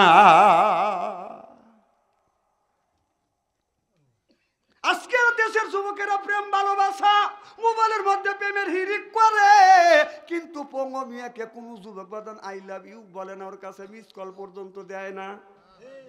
আর যদি সুন্দরী মহিলা যদি মিস কল দেয় সাথে সাথে বাদান ব্যাক করে। তুই যে ব্যাক করলি করিয়া তুই যে 1 মাস 2 মাস কথা বললি, বিকাশে টাকা পাঠালি, ক্ষতি ওই মেয়ের হয় নাই, তোর ক্ষতি হয়েছে। বুঝে দেখ গা, কারণ তুই কবি যে আমার ক্ষতি হয় না, আমার বাপের হচ্ছে, তোর বাপের ক্ষতি মানে তোর ক্ষতিটা কেরিয়েছ। কথা কর কেন? পরে কে প্রেম করতে যাবে কেন? পরকিয়া করতে যাবে কেন? এই যে হাদিস শরীফের মধ্যে আসছে, ছেলে যদি উপযুক্ত হয় সে কামাই কাজ করুক বা না করুক তাড়াতাড়ি তাকে বিয়ে করে দাও, অর্থাৎ জিনার পাপের থেকে বাঁচুক। সুবহানাল্লাহ জোরে কর। ইসলাম কত শান্তির ইসলাম! কত কয় যে ছেলেকে বিয়ে করবো, তো কামের রাস্তায় তো ধরে নাই কে? বউ খাওয়াবে কি? বউ তুমি খাওয়াবে না আল্লাহ খাওয়াবে? রিজিকের মালিক কে? জোরে কর। এদিন উপযুক্ত হলে ছেলেদিন ওই পাপ না করে তাড়াতাড়ি বিয়ে করে দেন। রিজিকের মালিক আল্লাহ, রিজিকের একটা ব্যবস্থা করেই দিবে। সুবহানাল্লাহ, এটা জোরে কর।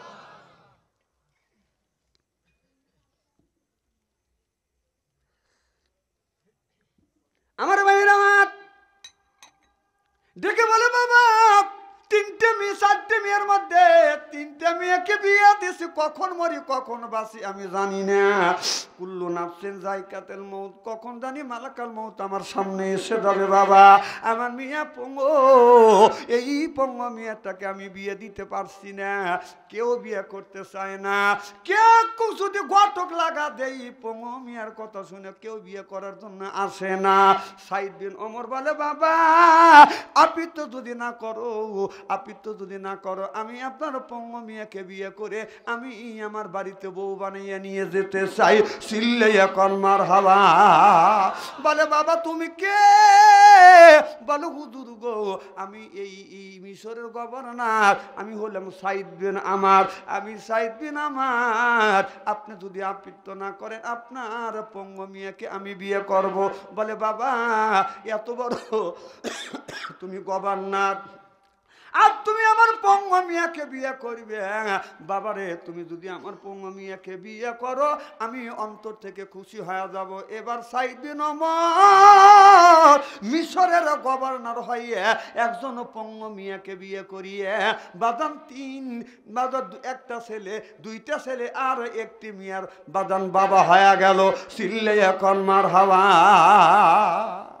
আর আমাদের এলাকা যদি কালো মিয়া হয়, কালো মিয়াই বেদন বিয়ে করতে চায় না। এই রকম যুবক আছে না নাই? ছেলের বাবা যদি বিয়ে করাতে চায় ঘটককে বলে ঘটক মিয়া যদি দেখো মিয়াটা যেন সুন্দর হয়, তে সুন্দর মিয়া খালি প্রত্যেকটা ছেলের বাবা সুন্দর মিয়া চায়। তুই যে একটা কালো জন্মাছিস ওই কালো কে লিবে? কথা কয় না, কথা কয় না, খালি তো ফসা উঠ কর, তুই যে জন্মাছিস কালো। কথা কি আমি অবাস্তব বলতেছি নাকি? খালি ভরসাই চাও, খালি ভরসাই চাও, কালো গুনি নিবে কে? তুই যে কালো জন্ম দিয়েছিস, সব ছেলের বাবা যদি বলে যে কালো মেয়ে বিয়ে করাবো না আমার ছেলেকে, তাহলে তোর কালো মেয়ের অবস্থাটা কি হবে ক? ও নিজের বেলা খুব বোঝো।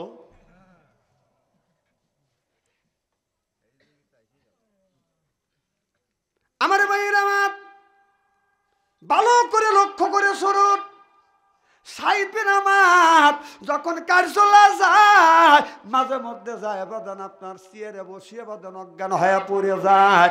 এরপরে বাদান এক একদিন দেখা যায় কার্যালয়ে বাদান আপনার আসেই না।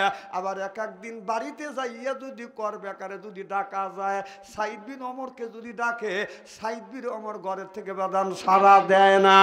আমিরুল মুমিনিন খলিফাতুল মুসলিমিন বাদান অর্ধ পৃথিবীর প্রেসিডেন্ট, তিনি যখন বাদান আপনার মিশরে গেল, এবার মিশরের মানুষেরা ডেকে বলে আমিরুল মুমিনিন খলিফাতুল মুসলিমিন যারে আপনি এই গভর্নর বানাইছেন, আমাদের গভর্নরকে ঠিক মতো কার্যালয়ে এক একদিন আসে না। আর শুধু ভাই এক একদিন আসে, মাঝে মধ্যে দেখা যায় আপনার অজ্ঞান হয়ে বাদান পড়িয়া যায়। এরপরে যদি কর বেকারে যদি তার বাড়িতে যাই, বাড়িতে যাইয়া যদি তাকে ডাকি, আপনার কর বেকারে যদি ডাকি, সে ডাকে সাড়া দেয় না। হুজুর আপনার কাছে বিচারে দিলাম, আমাদের এই গভর্নর কেন আমাদের খেদমত ঠিক মতো করে না? আমিরুল মুমিনিন খলিফাতুল মুসলিমিন বললেন সাইদ বিন ওমর কই? সাইদ বিন ওমরকে ডাকা হইল, কিরে সাইদ বিন ওমর এই যে তিনটা অভিযোগ করছে, অভিযোগটা ঠিক? বলে হুজুর ঠিক আছে। পেল কেন তুমি আপনার এই ধরনের কাজ করো? বলো হুজুর কথা ঠিক আছে, কিন্তু এর মধ্যে কিছু রহস্য আছে, এই কথাগুলি আপনার শুনতে হবে। বলে তুমি কি বলবে বলো? বলো হুজুর আমার কথা যদি শুনতে চান একটু কান ফালা দিয়ে শোনেন। আমি হলাম মিশরের গভর্নর। একদিন মসজিদে নামাজ পড়ি, আমি রাস্তা দিয়ে হেঁটে যাচ্ছি, লক্ষ্য করে দেখি একজন মুরব্বী আপনার রাস্তার পাশে বসে বসে কাঁদতেছে। আমি বললাম বাবা আপনি কেন কান্দেন? বলে বাবা আমি কান্দি এই জন্য, আমার 4টা মেয়ে দিছে, 3টা মেয়ের বিয়ে হয়ে গেছে, কিন্তু বড় মিয়া পঙ্গু, এই পঙ্গু মিয়াকে কেউ বিয়ে করতে চায় না।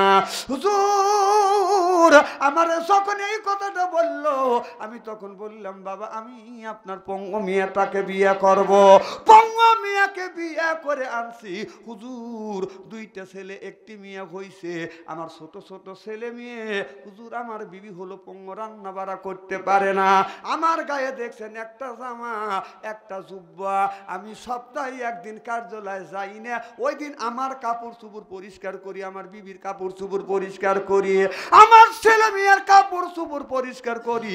এই জন্য কার্যালয়ে যাইতে আমার দেরি হয়। চিল্লে এখন মার হাওয়া।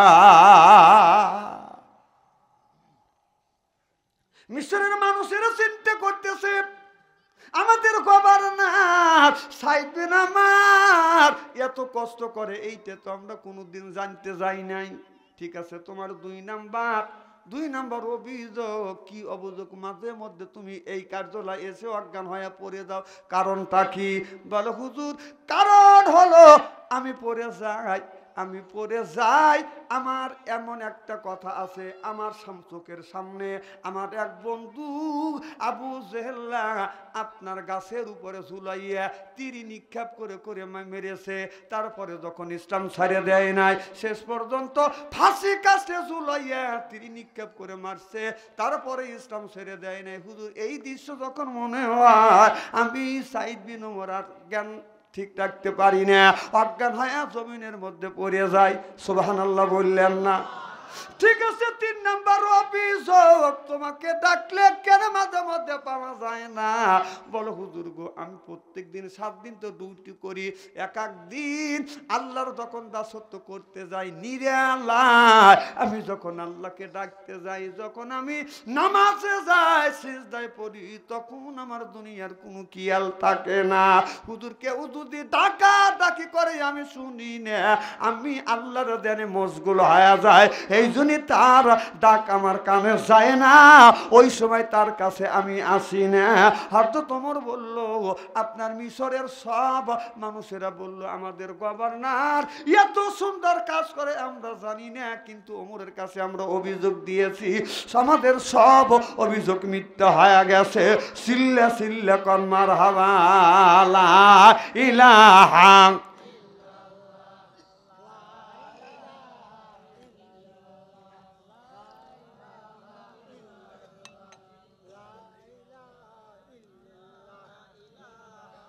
থামেন।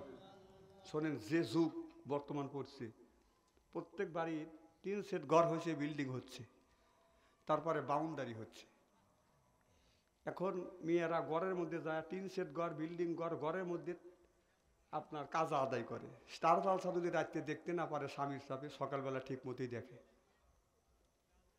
ফকির যখন ভিক্ষা করতে যায়, দরজার গেটের সামনে থেকে লা ইলাহা ইল্লাল্লাহ বলে, কেউ সরে না, বাধ্য হয় ঘরের বাড়ির মধ্যে ঢুকতে। যা বাড়ির মধ্যে যা ডাকে তাও শোনে না। ওই যে স্টার জলসা দেখতেছে, ঘরের মধ্যে ঢুকে যা যে ভিক্ষা টিকে কি দিবে না? হাসেন না, হাসেন না, কথা বোঝেন, আমি নিজে প্রমাণিত। একবারই গেছি, বাসার মধ্যে ঢুকছে। কোন বাসার মধ্যে ঢুকছেন কে? কয় গেটের সামনে থেকে ডাকছি, কেউ সাড়া দেয় নাই ভিক্ষের জন্য। বাড়ির মধ্যে দরজার কাছে আছে, ডাকছি, সাড়া দেয় নেই। স্টার জলসা দেখছি, বাধ্য হয়েছে ঘরের মধ্যে আসার জন্য। তোর বাড়িতে এত কষ্ট করে আসছি, এমনি দে ভিক্ষে দে। 2 দিন পরে এই ফকির কাটা যদি ইচ্ছা ভিক্ষে না দেন, ফকিরে পিটাপিটি করে ভিক্ষে নিবি। দেখলেন কি দেরি করে? হাসিয়া কথা উড়ো দিচ্ছেন তো, অপেক্ষা করে, পাওয়া যায় না। তারপরে ফকির যদুবা 2-1টা ফকির পাওয়া যায় না, ঠিক আছে, 2-1টা ফকির ফাঁকা থাকলে বাড়ির ভিক্ষা কয়দিন দেয় জিজ্ঞেস করে দেখুন তো। তার বাড়ি বিল্ডিং আছে, যান জিজ্ঞেস করেন যে মাসের মধ্যে কয়দিন ভিক্ষা দেয় ফকিরে। আর গরিবের বাড়ির দিনের মধ্যে 5জন 6 দেয়, আর ওর বাড়ি ডাকেই পাওয়া যায় না, গেট বন্ধ, কথা কয় না। আমার ভাইয়ের আমার ভালো করে লক্ষ্য করে শুনুন, আমলে নিয়তে বদন শুনতে হবে। ও বাজান, অর্ধ পৃথিবীর খলিফা হযরত মুহাম্মদ গভীর রাত গভীর রজনীতে বাদান আপনার বাড়িতে আসে। ঈশার নামাজ সরিয়া হযরত ওমর বাদান বাড়িতে যায় না, অর্ধ পৃথিবীর প্রেসিডেন্ট বাড়িতে যায় না। হযরত গ্রামে গ্রামে যায়, মানুষকে জিজ্ঞেস করো গ্রামবাসীরা কেমন আছো। চৌকিদারের মতো বাড়ি ঘর বাদান পাহারা দেয়। আমার দেশের মধ্যে কোরআন প্রতিষ্ঠিত হয়েছে কিনা, ইসলাম প্রতিষ্ঠিত হয়েছে কিনা। হযরত ওমর ঘুরিয়ে রাত 12টার সময় বিবির ঘরের দরজার পাশে এসে নক করে, বিবি রে আবু সামার মা ও আব্দুল্লাহর মা, একটা যখন ডাক দেয় হযরত ওমরের বিবি দরজা খুলে দেয়, চিল্লাইয়া কান মারহাবা। আর আমরা সাথিয়া বাজার থেকে আসে রাত 12টার পরে, বোয়ালমারি বাজার থেকে আসে রাত 12টার পরে, আমাদের বিবি যে ঘরে শুয়ে আছে যা ডাক দেন, ও সালমার মাও, খবর নাই। ও সালমার মাও, উত্তর নাই। ও সালমার মাও, রাগে গেছে। না না, একই।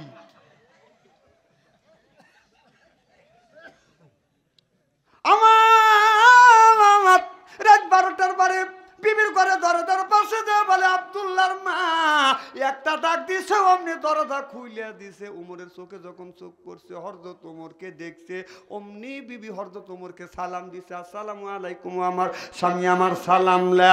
আল্লাহ নবী বললেন, বিবি যদি স্বামীকে সালাম দেয় আর স্বামী যদি বিবিকে সালাম দেয়, স্বামী স্ত্রীর ভিতরে মহব্বত পয়দা করে দেয় কে? আজকে আমাদের বিবিও সালাম দেয় না, আমরাও বিবিদের সালাম দেই না। ঠিক করলেন কে? না কেন আপনি সালাম দেন না? কেন সালাম দেন না? আজকে বাড়িতে যা বিবিকে সালাম দেবো, ইনশা ইনশা। আজ আখিরে মোনাজাত করে বাড়িতে যা বিবিকে সালাম দিবেন, বলবেন আসসালামু আলাইকুম।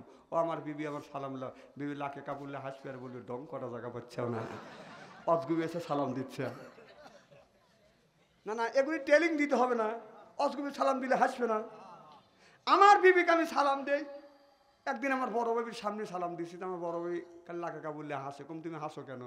তুমি তোমার বউক সালাম দাও, সরম টরম করে না। তাই আমি বললাম, ব্যাপার কাম করি সরম করে না, সালামের আবার সরম কিছু? আচ্ছা কোন সালামের কোনো সরম আছে নাকি? না না, বিবির সাথে কোন কথাটাই হয় না।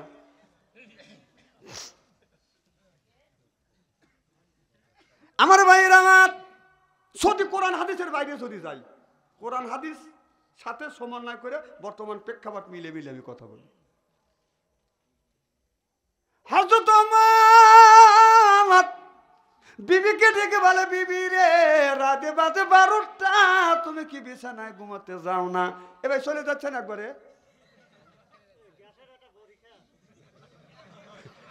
গ্যাস উঠে গেছে আমারও আছে।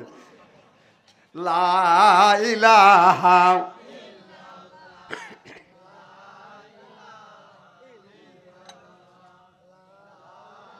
তুই জোরে কর লা ইলাহা।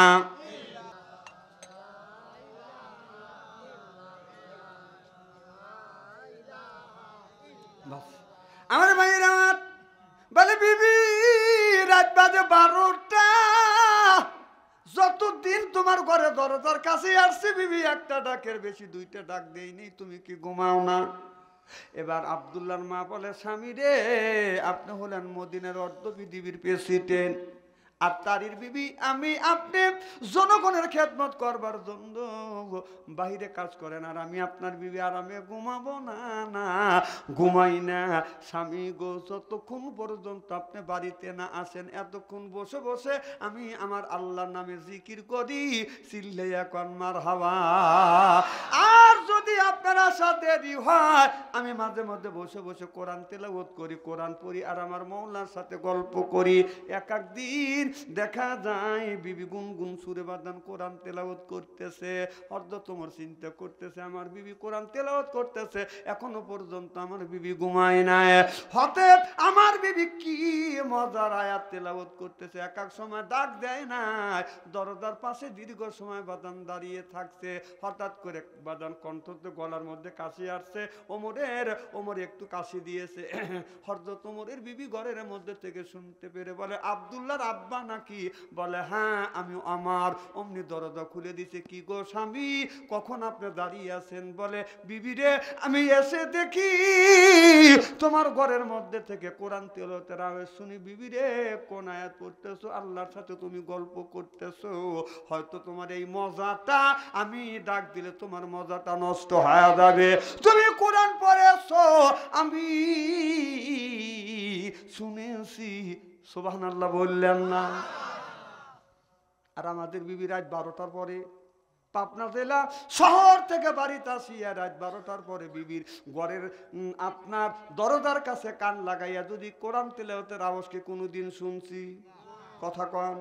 যদি শোনা যায় মোবাইলে ফিস ফিস, কথা কন না কে? এই মোবাইলের মধ্যে কথা কয়, স্বামী কয় তুই কার সাথে কথা বলি? কত নাম্বার দেখি? কয় কয় তোকে আমি কেন নাম্বার দেখাবো? আছে না নাই? বউ নাম্বার দেখে না, স্বামী যখন পারাবারি করতি নাম্বার দেখো তুই কার সাথে কথা বলি? কয় আমার ভাইয়ের সাথে কথা বলছি। তোর ভাইয়ের সাথে কথা বলি, তোর ভাইয়ের নাম্বার আমি জানি, দে নাম্বার দে। কারণ আমি তোকে নাম্বার দেখাবো না, কারণ নাম্বার তোর দেখার লাগবে। তুই যে একজনের হাতে কথা বলছিস ওই নাম্বার কি তুই আমাকে দেখাইস? তোরটা আমার দেখা, আর আমি তোর আমারটা তোকে দেখাবো, তোরটা দেখাবো। এই জন্য সারাসারি হয়ে গেছে। এই যে মোবাইল ফোন আইসা দেশের ইজ্জত মাইরেছে, ছোট বড় সবার হাতে একটি কইরা রয়াছে। এই যে ছেলেরা টাচ মোবাইল যতটুকু উপকার, অপকারের দিকেও বেশি। উপকারের দিকে নিয়ে গেলে উপকার হয়, অপকারের দিকে নিয়ে গেলে অপকার হয়। ও যুবকেরা তোমাদের হাতে পায়ে যদি বাবা তোমরা খারাপ জিনিস দেখো না, ওই লাইনটা অফ করিয়া ভালো কিছু তোমরা দেখো যদি বাঁচতে চাও। এই জীবন জীবন না, আর একটা জীবন আছে, তোমরা যে কি দেখো। আমরা কিন্তু সব বুঝি, সব বুঝি। রাত 2টা 3টা 12টা 1টা রাস্তা দিয়ে যখন যাই, ফাঁকা জায়গা মানুষ নাই, হঠাৎ করে 2টা যুবক রাস্তার মধ্যে তাকা দেখি, যুবকেরা মোবাইলে বাদান কি জানে দেখতেছে, 2 জনের মাথায় এক জায়গা, মানে কি করতেছে? আল্লাহর জিকির করতেছে। এখানে বাদ দাও। আমাদের এলাকার একজনের 4টে মেয়ে আর একজনের একটা ছেলে। ওই ছেলে সকাল হলে ওর মোবাইল খরচা লাগে 50 টাকা। মার কাছে চাইছে, মা রেগে গেছে, তোর প্রত্যেক দিন মোবাইল খরচা লাগে, তুই মরিস না কে? তোর লাগে তোর বাবার কাছে আমি মার খাই, গালি শুনি, বাবার কাছে টাকা চায়, আর নাই বাবার পকেট থেকে চুরি করে ছেলে দেয়। একটাই ছেলে, যে বলতেছে মরিস না কে। পাশের একজন মহিলার 4টে মেয়ে বলতেছে, বউ আল্লাহর কাছে ছেলে চাইতে চাইতে 4টে মেয়ে পাইছি, আর আল্লাহ তো সোনার ধন দিছে একটা, এই ছেলেকে মরবের কোচ। বউ এটা বেটা না ঠেটা, ও দৈনিক মোবাইল খরচা লাগে 50 টাকা। মেয়ের মা কয়, বুবু তোর সব কথা ভালো লাগে, এই গাল গপ্প আমার ভালো লাগে না। কে? আমার 4টে মেয়ে 10টা করে দিলে 1 সপ্তাহ চলে যায়, আর তোর ছেলের দিন 50 টাকা লাগে, এই গাল গপ্প না। কয় ও তোমার ছেলে, তোমার 4টে মেয়ে 40 টাকা দিলে 1 সপ্তাহ চলে যায়, আর আমার ছেলের মাসে 3 লাখ 50 টাকা। কারণ হলো তোমার মেয়েরা মিস কল দেয়, আমার ছেলে ব্যাক করে ব্যাক করে। খালি হাসে উড়ো দিও না, কথাগুলি বুঝো। এই যে ব্যাগে সাথে দুঃখ লাগছে, আছে না তুই একটা ছেলে উঠতেছে, হে টাচ মোবাইল না দিলে বিষ খেয়ে লেগে মরবি। ওই টাচ মোবাইল না দিলে সে বিষ খাইয়া মরতে চায়, ফাঁসির দড়ি হাতে নিয়ে মা বাবারে ভয় দেখায়। মা বাবা ভয় পায়ে ফোনটা দিচ্ছে কিনিয়ে, এইভাবে ইমান কি আর রাখা যায়? কি বেদি হইয়াছে সোনার বাংলায় বন্ধুরে, কি বেদি হইয়াছে সোনার বাংলায়, জোরকন ঠিক কিনে।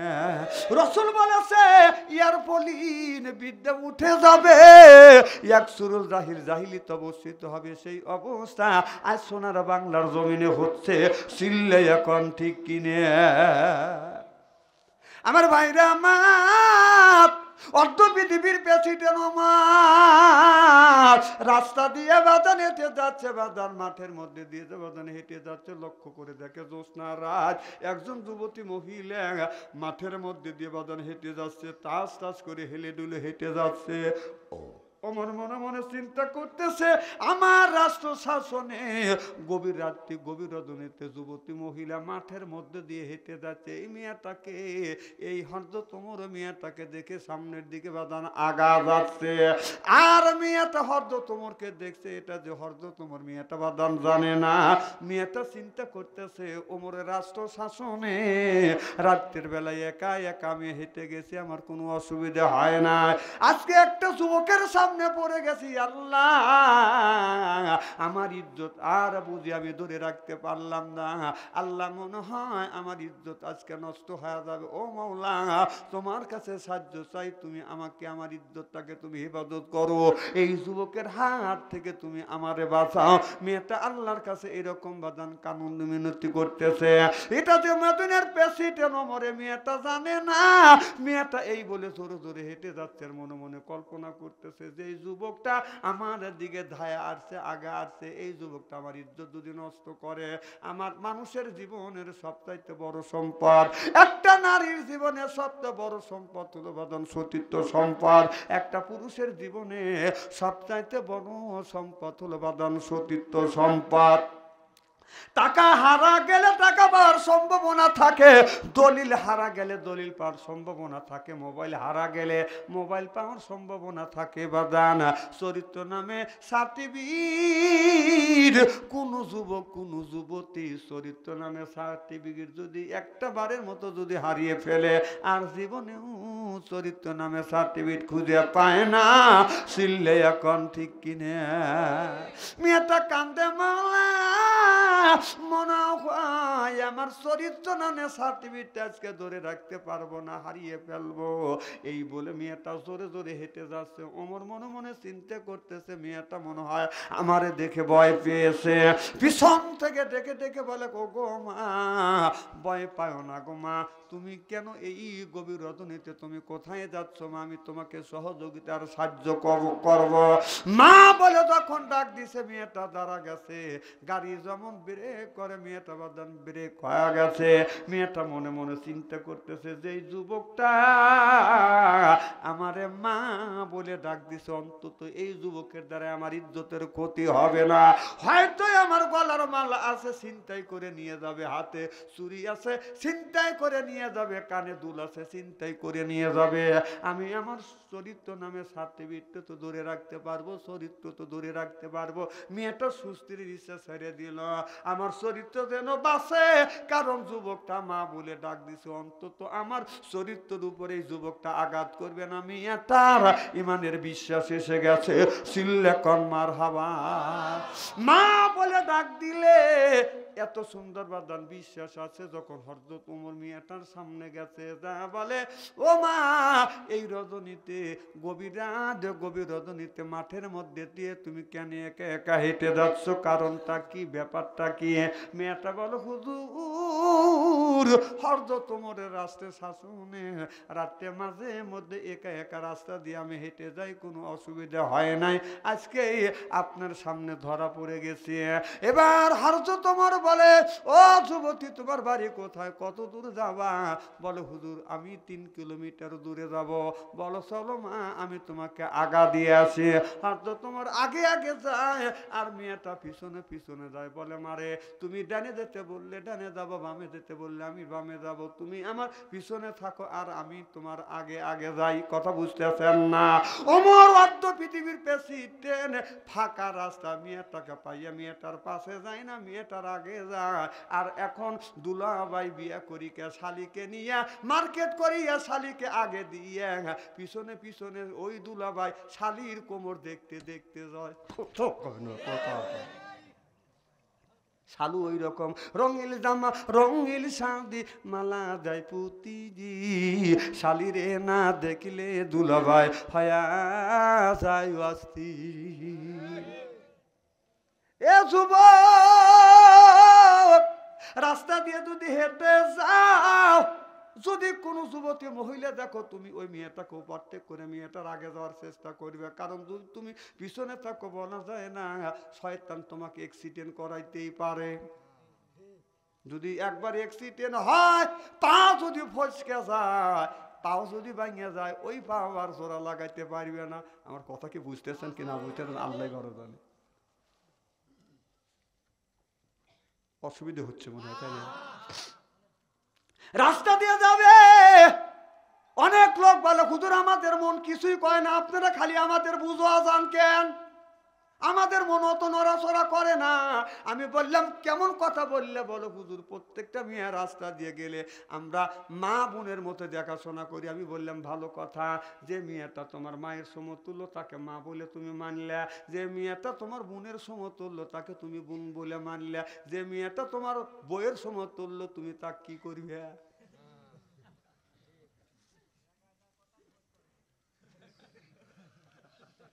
এনে কি কোনো বেকাদা কথা হয়েছে নাকি আমার ভাইরা আমার?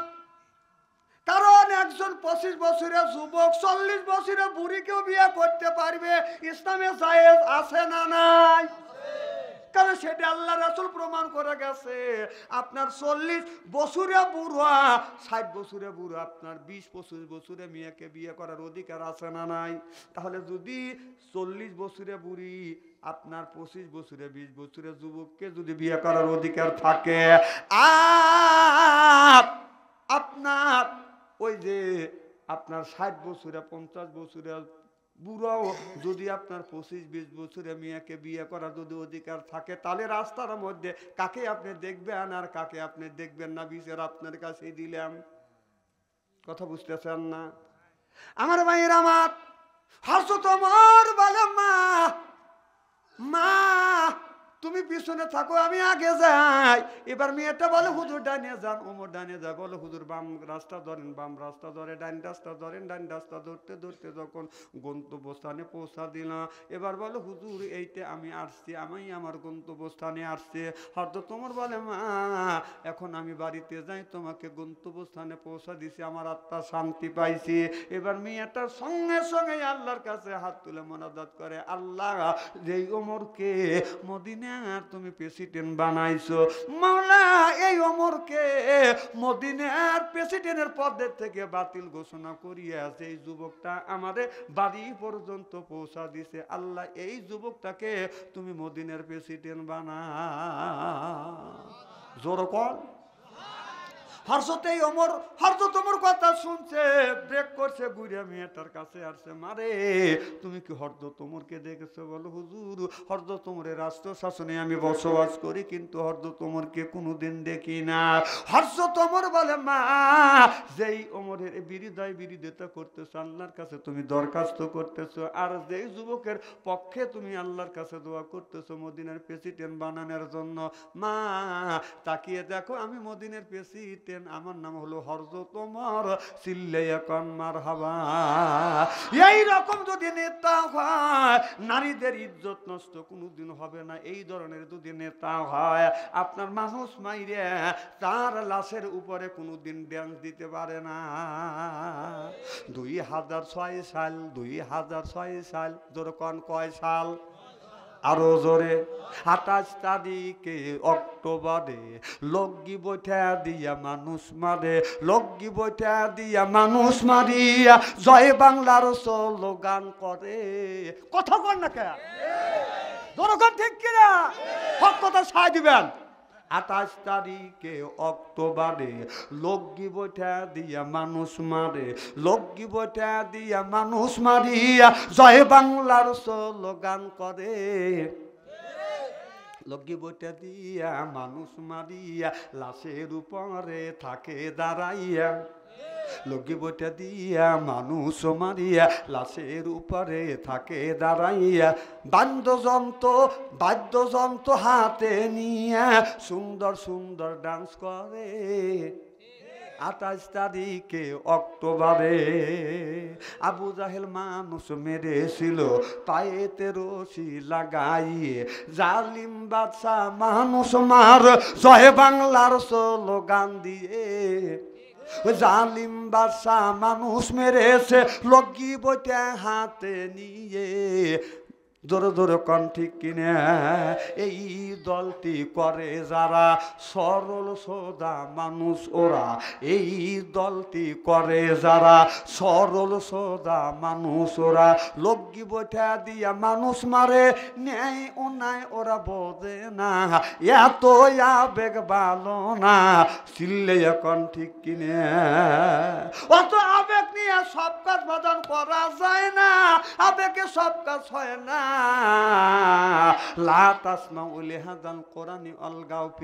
আল্লাহর নবীর সময় যখন বাদান কোরআনের দাওয়াত দিতে চেয়েছিল, আবু জেহেল বলল, যেই জায়গা কোরআনের কথা হবে বন্ধ করে দাও, কোরআনের তেলাওয়াত হবে বন্ধ করে দাও, কোরআন দিয়ে মানুষকে বুঝতে হবে বন্ধ করে দাও। এটা হলো আবু জাহেলের জামানার একটা চক্রান্ত বাদান শুরু করে দিয়েছিল। আল্লাহ নবী বললেন, মানুষ যদি মরিয়া যায়, তোমার ওই মৃত্যু ভাইয়ের সাথে তোমরা সুন্দর ব্যবহার করো। গোসলের সময় জোরে জোরে তার গায়ে তুমি হাত বুলাও না, আস্তে করে হাত বুলাও, কারণ তার শরীর তো অত্যন্ত ব্যথা জর্জরিত হয়ে গেছে। আল্লাহ নবী বললেন, মরিয়া গেলে ওই মানুষটার সাথে সুন্দর ব্যবহার করো। আর মানুষ মরিয়া গেছে বাড়িয়া মারিয়া লাশের উপরে বাদান তোমরা দাঁড়াইয়া ড্যানেজ দিছে, যা কুত্তয় করে না।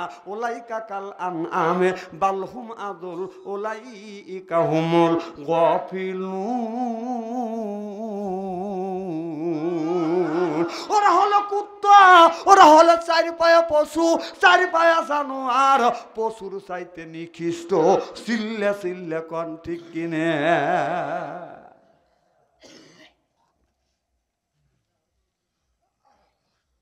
আমার ভাইয়ের, আমার ভালো করে লক্ষ্য করে শুনুন। খুব অসুবিধা হচ্ছে নাকি? অনেক রাত হয়ে গেছে, 12টা তো পরে বাজে এসেছিল। এত তাড়াতাড়ি 1.5 ঘন্টা আলোচনা হয়ে গেছে। মার হবে একটু জোরে কর। আর যদি ঘন্টাখানি আলোচনা করি, আপনারা আসান তো? ইনশাল্লাহ আসান তো? হাত তুলে দেখান তো, দিকে রাগ করবেন কারা কারা? না না, আপনাদের মন মানসিকতা খুব ভালো আছে। আমি অন্তর থেকে দোয়া করি আল্লাহ যেন জান্নাতে যান নেক আমল শিক্ষা দেয়। জোরে কোন আমিন। জিকির করুন লা ইলাহা।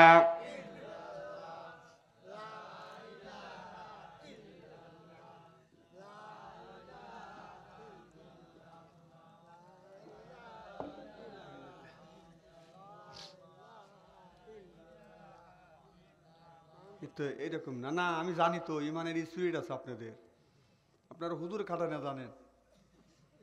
টাকা পয়সা দিয়ে হুজুর লিয়েছে, জিকির আমার করা লাগবে নাকি? আমরা যদি জিকির করি বাবার বাড়িতে করবে, এখন আজকে জিকির করবে হুজুর। হ্যাঁ হ্যাঁ, জমা রাখেন বাবার বাড়ি করবেন লেগে। এখানে জিকির করতেছে না, বাবার বাড়ি করার জন্য যে মানে শক্তি জমা রাখতেছে। যদি জান্নাতে যাইতে পারেন, আমিও যাবো, আপনারাও যাই। এখানে জিকির করলে আল্লাহ শোনে না, আর বাবার বাড়ি জিকির করলে আল্লাহ শোনে। আল্লাহ খালি শুনতেছে না, ওখানে দেখবে দৃশ্যগুনি, এই দৃশ্যগুনি দেখবে, ওখানেও দেখবে। বড় বড় চোখ করে তাকা আছে। আমার ভাইয়ের আমার অবাজাত হযরত হাসান হুসাইন বসে আছে মা ফাতেমার কাছে। এমন সময় আমার বিশ্ব নবী দাঁড়ালেন, এবার সালাম দিলেন, আসসালামু আলাইকুম আমার নানা, আমার সালাম দাও। সালাম দিলেন আমার নবীর কাছে। হাসান গেলেন, হুসাইন গেলেন। হাসান হুসাইনকে বাদান আমার নবী দূরে দুই গালে চুমো দিলেন। সুবহানাল্লাহ বললেন না? হাসানকে কোলে না চুমো দে আর বলে আল্লাহুম্মা হুসাইনা সাবরা ওয়াসিকাল্লাযি নাসিয়ান ওয়াসিকাল্লাযি ওলিয়ান আল্লাহুম্মা হুসাইনা সাবরা, এই বলে বাদান চুমো দে। হুসাইন বলে না না, আপনি বলেছেন আমার মা জান্নাতের নারীদের সর্দারিনী হবে গো নানা। ও নানা, তাহলে আমার মায়ের সাথে কেউ জান্নাতে যাইতে পারবে না। আগে আমার নবী এই কথা শুনিয়া বলে হুসাইন, তোমার মায়ের আগে একজন মহিলা জান্নাতে যাবে, কাঠুরের বিবি, নাম হলো জামিলা। চিল্লে এখন মারহাবা। মা ফাতেমা বলে বাবা আপনি বললেন কাঠুরিয়ার, আপনি তো বলেছেন আল্লাহ আমাকে নারীদের জান্নাতের সর্দারিনী বানাইছে। সুবহানাল্লাহ বললেন না? যখন আমার নবী বললেন ফাতেমা আল্লাহ তোমাকে জান্নাতের সর্দারিনী বানাইছে, এমন সময় এই কথা শুনিয়া মা খাদিজাতুল কুবরা মনে মনে রাগ করলেন আর বললেন, ইয়া রাসূলুল্লাহ, ইয়া হাবিবাল্লাহ, এই জমিনে সর্বপ্রথম নারীর ভিতরে আমি মুসলমান হইছি। নবী গো, আপনাকে স্বামী বলে স্বীকার করিয়া আমার জমা জমি তালা তালু কর্ত সম্পদ যা ছিল সব আমি আল্লাহর রাস্তায় কোরবান করে দিছি। দুজন বলা কোয়া করে চলে যেতেছে। আল্লাহ এই দুই যুবক, তুমি দুই যুবক এক বেবাকের আগে বেহেশতে দিও, আমিন কন, জোরে কন। যাইও দিবিনি তোমাকে বেহেশত।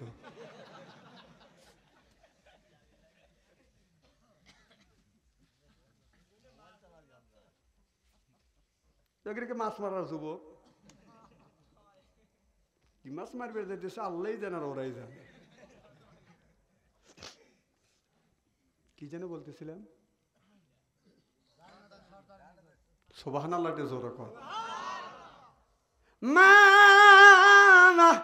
খাদিজাতুল কুবরা বলি, ইয়া রাসূলুল্লাহ, ইয়া হাবিবাল্লাহ, নবীজি গো, আমি আপনার হাতে প্রথম মুসলমান, তারপরে আপনাকে স্বামী বলে স্বীকার করিয়া আমার জমা জমি তালা তালুক যা ছিল সব আল্লাহ রাস্তা আমি কোরবান করে দিয়েছি। আমি এই মক্কা মধ্যে সবচাইতে ধনী ব্যক্তি ছিলাম গো নবীজি।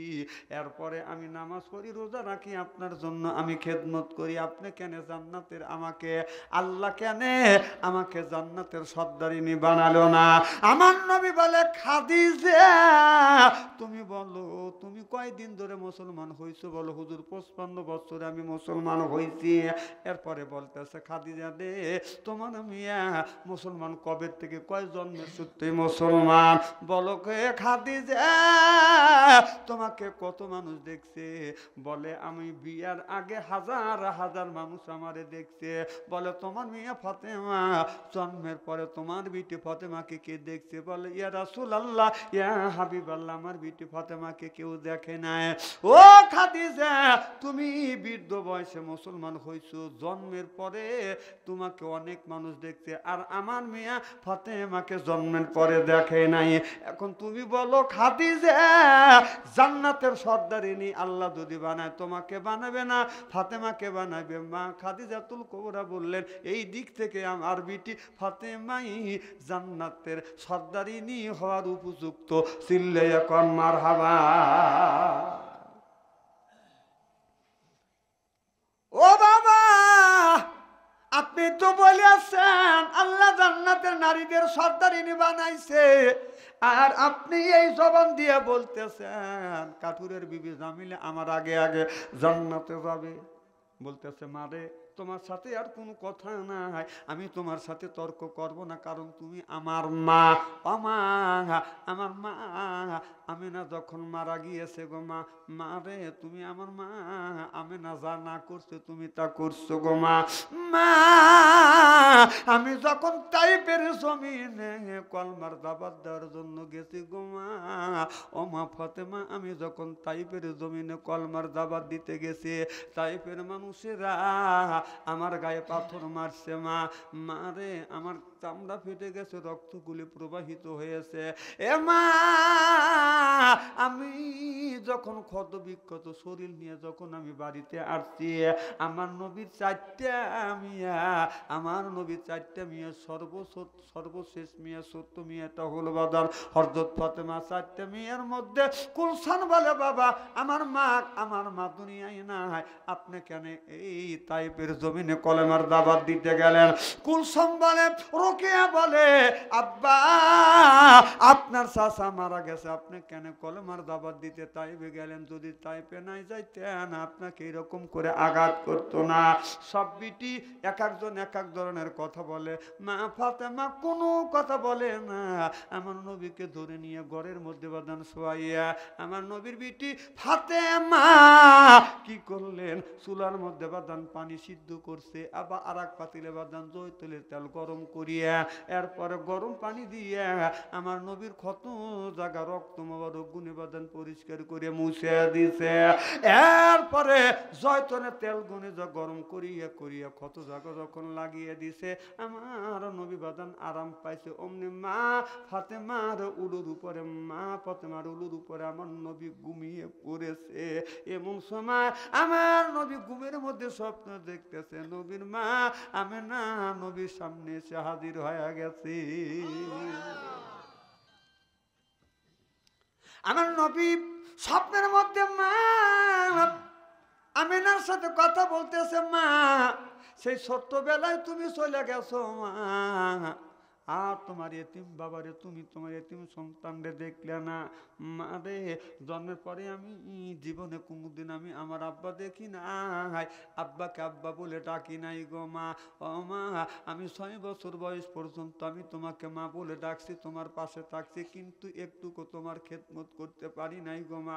মা, আজ তাইপের জমিনে আমাকে কাফেরে বেঈমানেরা মারিয়া ক্ষত বিক্ষত করেছে মা, আজকে এই দিনে তুমি হাজির হইছো মা রে, আমি তোমাকে যাইতে দিব না, আমি তোমাকে যাইতে দিব না। অমনি আমার নবী যাইয়া আমার নবী অমনি খপ করে হাত ধরছে, হাত যখন ধরছে এটা মা আমেনার হাত ধরে নাই, আমার নবী খপ করে মা ফাতেমার হাত বাঁধান ধরছে।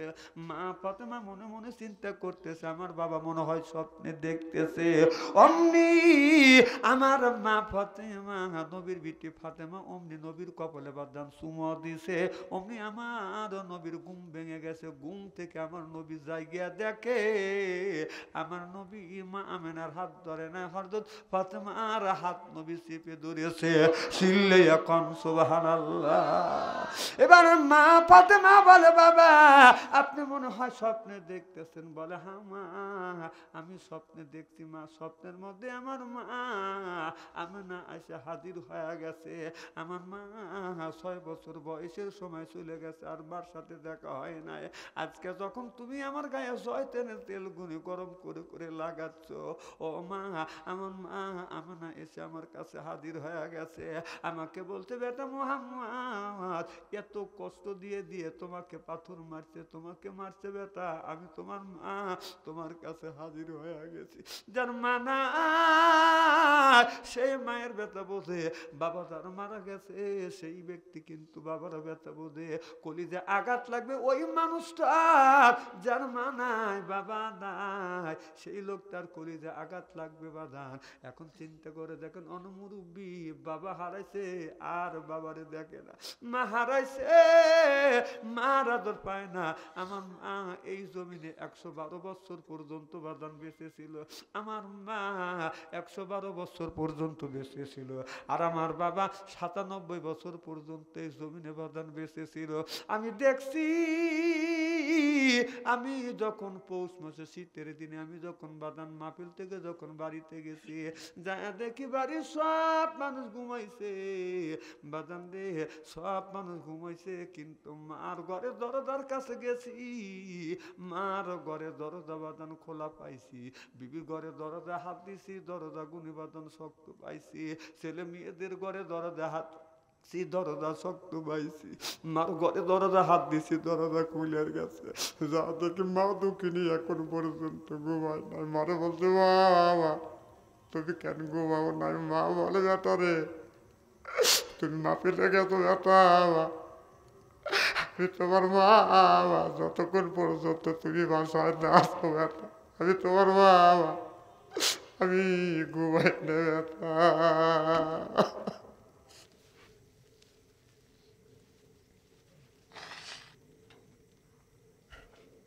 যার মানাই সেই মায়ের ব্যথা বোধে বাবা তার দুনিয়ায় নাই, তার কলিজে আঘাত লাগবে, চোখে যদি পানি আসে রে ওই মানুষটার চোখে পানি আসবে। বলছি মা কাছে যখন গেছি আমি দেখছি আমার মা অমনি আমার গা হাত দিছে, আমার হাত ধরছে, পা ধরছে, আমার হাত ঠান্ডা পা ঠান্ডা। মা বলে বেটা রে তোমার অনেক কষ্ট হয়েছে। অমনি আমার মা অমনি বাদান আপনার আগুন ধরাইয়া আইলিয়া বানাইয়া আগুন ধরাইয়া আমার মা সরিষার তেল গরম করিয়া আমার পায়ে মালিশ করে দিছে, হাতে মালিশ করে দিছে। আমি বললাম মা আমি বড় হয়ে গেছি আর সরিষার তেল মালিশ করা লাগবে না। মা বলে বেটা রে মার কাছে বাবার কাছে সন্তান যতই বড় হোক কেন ওই ছেলে ছোটই থাকে। না না ভাই এই শীতের মধ্যে বাড়ি যা ভাই, এখন আর কেউ গায়ে বাঁধা না, আগুন দিয়ে চাক করে না, সরিষার তেল গরম করিয়া শরীরে কেউ মালিশ করে দেয় না। একজন মানুষ মালিশ করে দিছে, ওই মানুষটা মা, ওই মানুষটা আপনার আমার মা। মা কি নিয়ামত, যার নাই সেই বোঝে। মা মারা গেছে বাবা, বাবা মারা গেছে, মার কোনোদিন আসবে না, বাবা কোনোদিন আসবে না। লক্ষ লক্ষ কোটি কোটি সম্পদ ওই বাবা রাখিয়া মা রাখিয়া 3-5টা কাপড় নিয়ে ওই মা অন্ধকার কবরের মধ্যে শুয়ে আছে। এ যুবক, যুবকটা তুমি যখন রাস্তা দিয়ে যাবা মা বাবার কবরের পাশে দাঁড়াইয়া আস্তাগফিরুল্লাহ 7 বার পড়বে, আস্তাগফিরুল্লাহ আস্তাগফিরুল্লাহ আস্তাগফিরুল্লাহ আস্তাগফিরুল্লাহ 7 বার পড়িয়া 2 বার সূরা ফাতিহা পড়ো, 3 বার সূরা ফাতিহা পড়ো, আর 3 বার সূরা ইখলাস পড়ো, 4টা কলমা পড়িয়া নবীর উপরে দরুদ পড়িয়া আল্লাহর কাছে হাত তুলে কাঁদো মাওলা বাবা নাই মা নাই, আল্লাহ অন্ধকার কবরের মধ্যে শুয়ে আছে, আল্লাহ আমার মা আমার বাবার কবরে গোরা দাপ মাফ করে দাও। এই কথা বলিয়া নাক থেকে চোখের পানি বের হইয়া নাকের ডোগায় আসার আগে আগে বাবা মার কবরে গোরা দাপ আল্লাহ মাফ করিয়া দে। নারাই তাকবীর, নারাই তাকবীর। হাদিস শরীফের মধ্যে আসছে আলী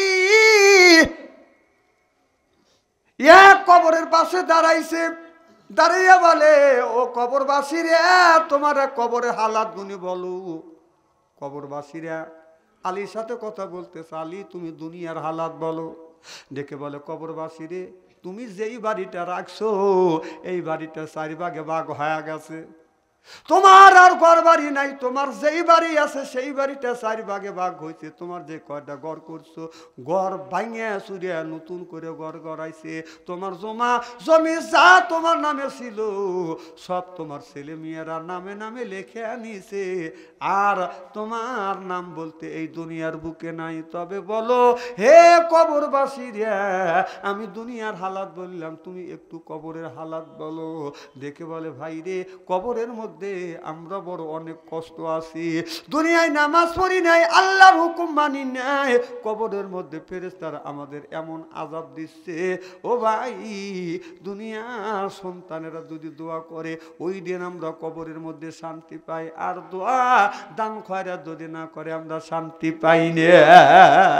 এই জন্য যাদের মা বাবা আত্মস্বজন মারা গেছে, অনুরোধ করে বলবো বাবা, ওই মা মারা গেছে, বাবা মারা গেছে, আর কোনোদিন আসবে না। মার জন্য বাবা জন্য আমরা কবরস্থানে যাইয়া প্রত্যেক দিন না পড়লেও সপ্তাহে একদিন করে হলেও মা বাবার কবরের পাশে যা দোয়া করব। জোরে কোন সুবহানাল্লাহ। এদিকে মা ফাতেমা বলে, বাবা আপনি তো ঘোষণা দিয়েছেন আমি জান্নাতে নারীদের সর্দারিনী হব, তবে কাঠুরের মিয়া কাঠুরের বিবি জামিলা আমার আগে কেমন করে জান্নাতে যাবে? বলে, মা তুমি এইটা যদি দেখতে চাও তাহলে কাঠুরের বিবিকে তুমি পরীক্ষা করতে পারো। এবার একদিন মা ফাতেমা কাঠুরের বিবির বাড়িতে যাইয়া ঘরে দরজা নক করছেন, দরজা নক করছেন, কে গো? বাড়ির মধ্যে আমি আপনার সাথে দেখা করতে চাই। বলে, আপনি কে? বলে, আমি আল্লাহ নবীর বিটি ফাতেমা আপনার সাথে দেখা করতে চাই। বলে, আপনি আল্লাহ নবীর বিটি ফাতেমা দেখা করতে চান? আমি আপনাকে দেখার বড় শখ, তবে আজকে আমাকে মাফ করে দিবেন, আমি আমার স্বামী বাসায় নাই, আমি আমার স্বামীর কাছ থেকে অনুমতি নিব, অনুমতি দিয়ে রাখবো, আগামীকাল আসবেন, আমি আপনার সাথে দেখা করব। চিল্লাইয়া কোন মারহাবা। মা ফাতেমা চলে আসলেন। কাঠুরিয়া যখন বাড়িতে আসলেন, কাঠুরের বিবি জামিলা ডেকে ডেকে বলতেছে, পানের স্বামী আমার মা ফাতেমা আমাকে দেখা করবার জন্য আসছিল, আমি দেখা করি নাই। এ বিবি, কেন তুমি দেখা করো নাই? বলে, স্বামী আমি আপনার কাছে অনুমতি নেই নাই, এই জন্য দেখা করি নাই, আপনি অনুমতি যদি দেন ফাতেমার সাথে আমি দেখা করবো, আবার আগামীকাল আসতে বলছি।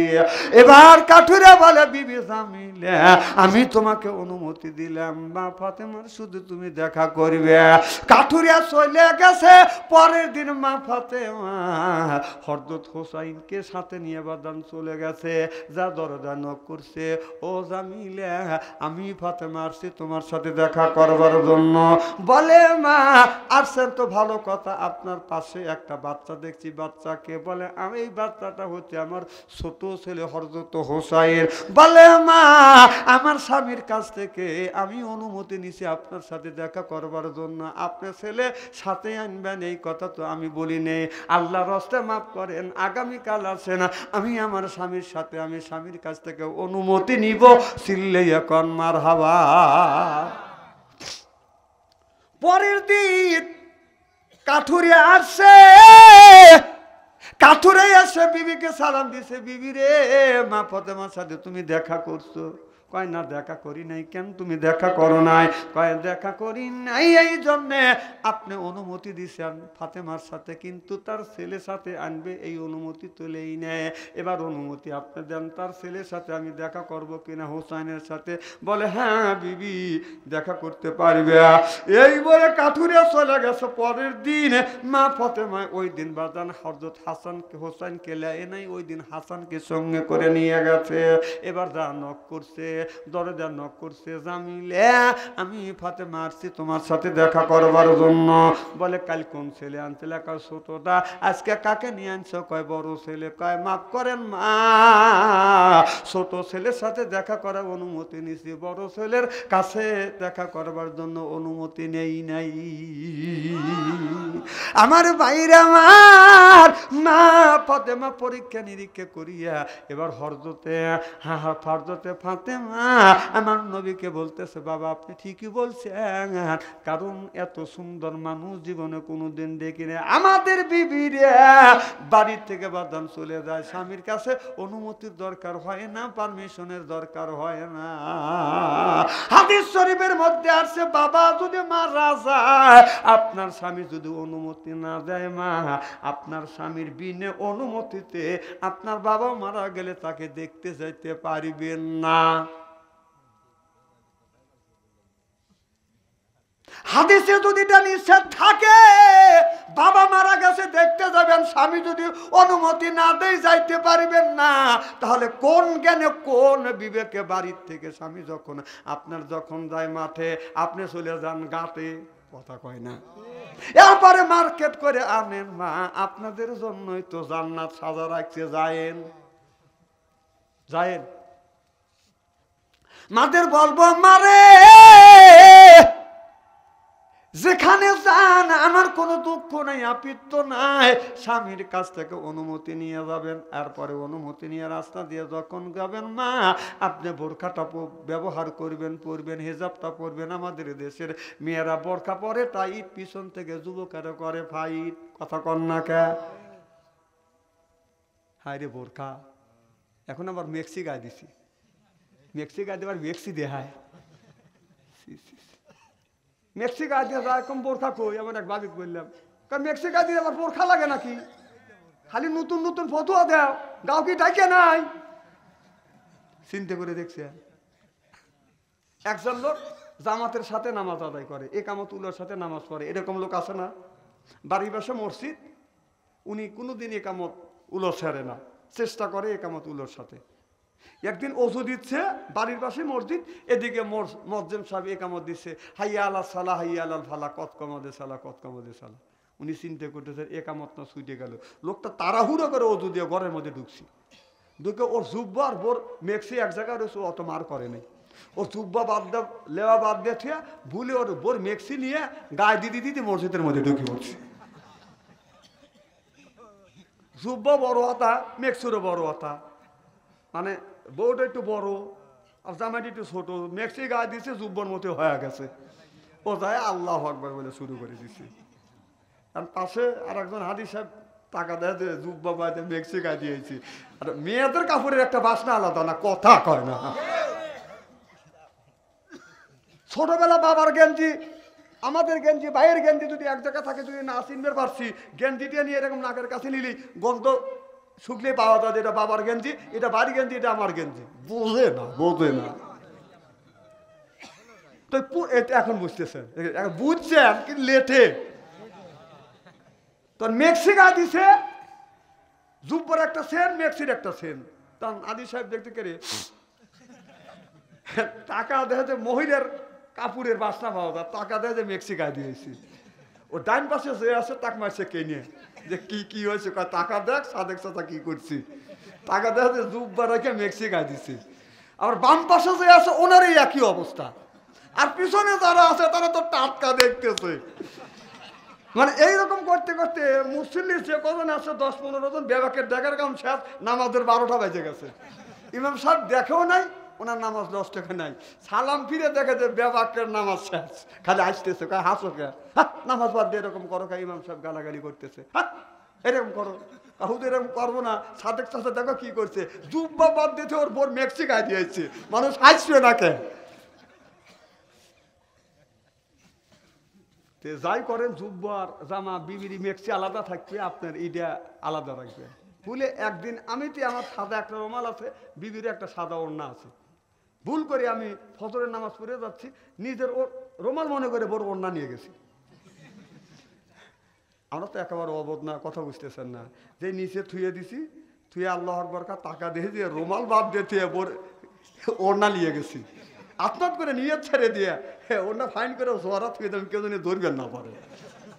বাড়ির দা বাড়ি আল্লাহ করলাম যে আর জীবনে আমার রুমালের কাছে তোমার ওড়না জানে না থাকে, শাসন করে দিছি, এক শাসনই শেষ। এখন ও সাইড করে করে রাখে, ওর ওর মানে ওড়না যা আছে ওড়না সাইড, আমার সব কিছু সাইড, বলা যায় না। কিন্তু বোরখার ব্যাপারে ঠিক আছে, একটা বোরখাও কিনে দিইনি আমি জুব্বা গায়ে দিব, ওকে জুব্বা গায়ে দিই। ভাই এই জুব্বা গায়ে দিলে ওর হাত পটাকে যায় না, কথা কয় না। মানুষ তো একবারে বেটা সাল ছোট তো না, কথা বুঝতেছেন না। এইটা গায়ে দিয়ে মাথায় একটা ডাক না দিলি আর কি কিছু লাগে নাকি, পায়ে মুজা হাতে মুজা, মানুষ দেখলে মনে করে যে হ্যাঁ বোরখাই। এই জন্য বোরখা পরে দেবেন, বোরখা ছেড়া যায় না। আর মেক্সিটা স্বামীর পোশাক আর বিবির পোশাক আলাদা রাখেন, বাই দি বাই বলা যায় না। ছোটবেলার একটা ঘটনা বলবো, কিন্তু মনে পড়ে গেল, বলবো। ছোটবেলাতে আমরা হেলিকপ্টার কমই দেখছি, কি মুরব্বী বাইরে কথা কন না খেয়ে এখানকার যুবক চলাফেরা তো অ্যাভেলেবেল দেখে আমরা দেখিনি। হঠাৎ করে আমার সাদাতপুর হেলিকপ্টার আইসে, দেখার জন্য দৌড়দৌড়ি করতেছি, তখন ছোট। তো আমাদের এই এলাকার এক চাচা বলতেছে, বাদিতে দৌড়দৌড়ি করো কে? কারণ চাচা হেলিকপ্টার আছে, হেলিকপ্টার দেখতে যাবো। দাঁড়াও বাদি জামু যাবো, দাঁড়া বাড়ির মধ্যে জামা দিয়েছি। চাচা ঘরে যায় একটা জামা হাতে নিয়ে গা দিদি দিকে যাচ্ছে, আমি গায়ে দেয় নেই গাড়ে নিছি। আগেকার মানুষ এরকম করে নিছে না, একটা টেটাসা ছিল, জামা নিয়ে কাঁধে করে সরে গেছে, কথা বোঝে না। ছিল না এক সময় বাজারে যা হারিয়া কত গায়ে দিছে, কত গায়ে দেয় না, খালি গাড়ে করে নিয়ে এসে খালি মশাম, এরা মশানো ছিল। হ্যাঁ, তো আমি পিছনে টাকা দেখতে, পিছন থেকে টাকা দেখতেছি যে অলরেডি একটা ব্লাউজ দিয়ে যেতেছে কাঁধে করে। যে মানুষের কাছে গেছে কম, চাচা জামাটা গায়ে দেওয়া, মানুষের মধ্যে খালি গায়ে যাবে না, করো বাপু গায়ে দিই। আশা যে এরকম আশা ঢুকাইছে, খানিকখানি ঢোকে আর ঢোকে না। আমাকে এ বাতি যে এখন কি হয়েছে চাচা? জামা রাখা বাদ দিয়ে ভুলে তোমার চাষির ব্লাউজ নিয়েছি। চাচা ওই তুমি গায়ে দাও।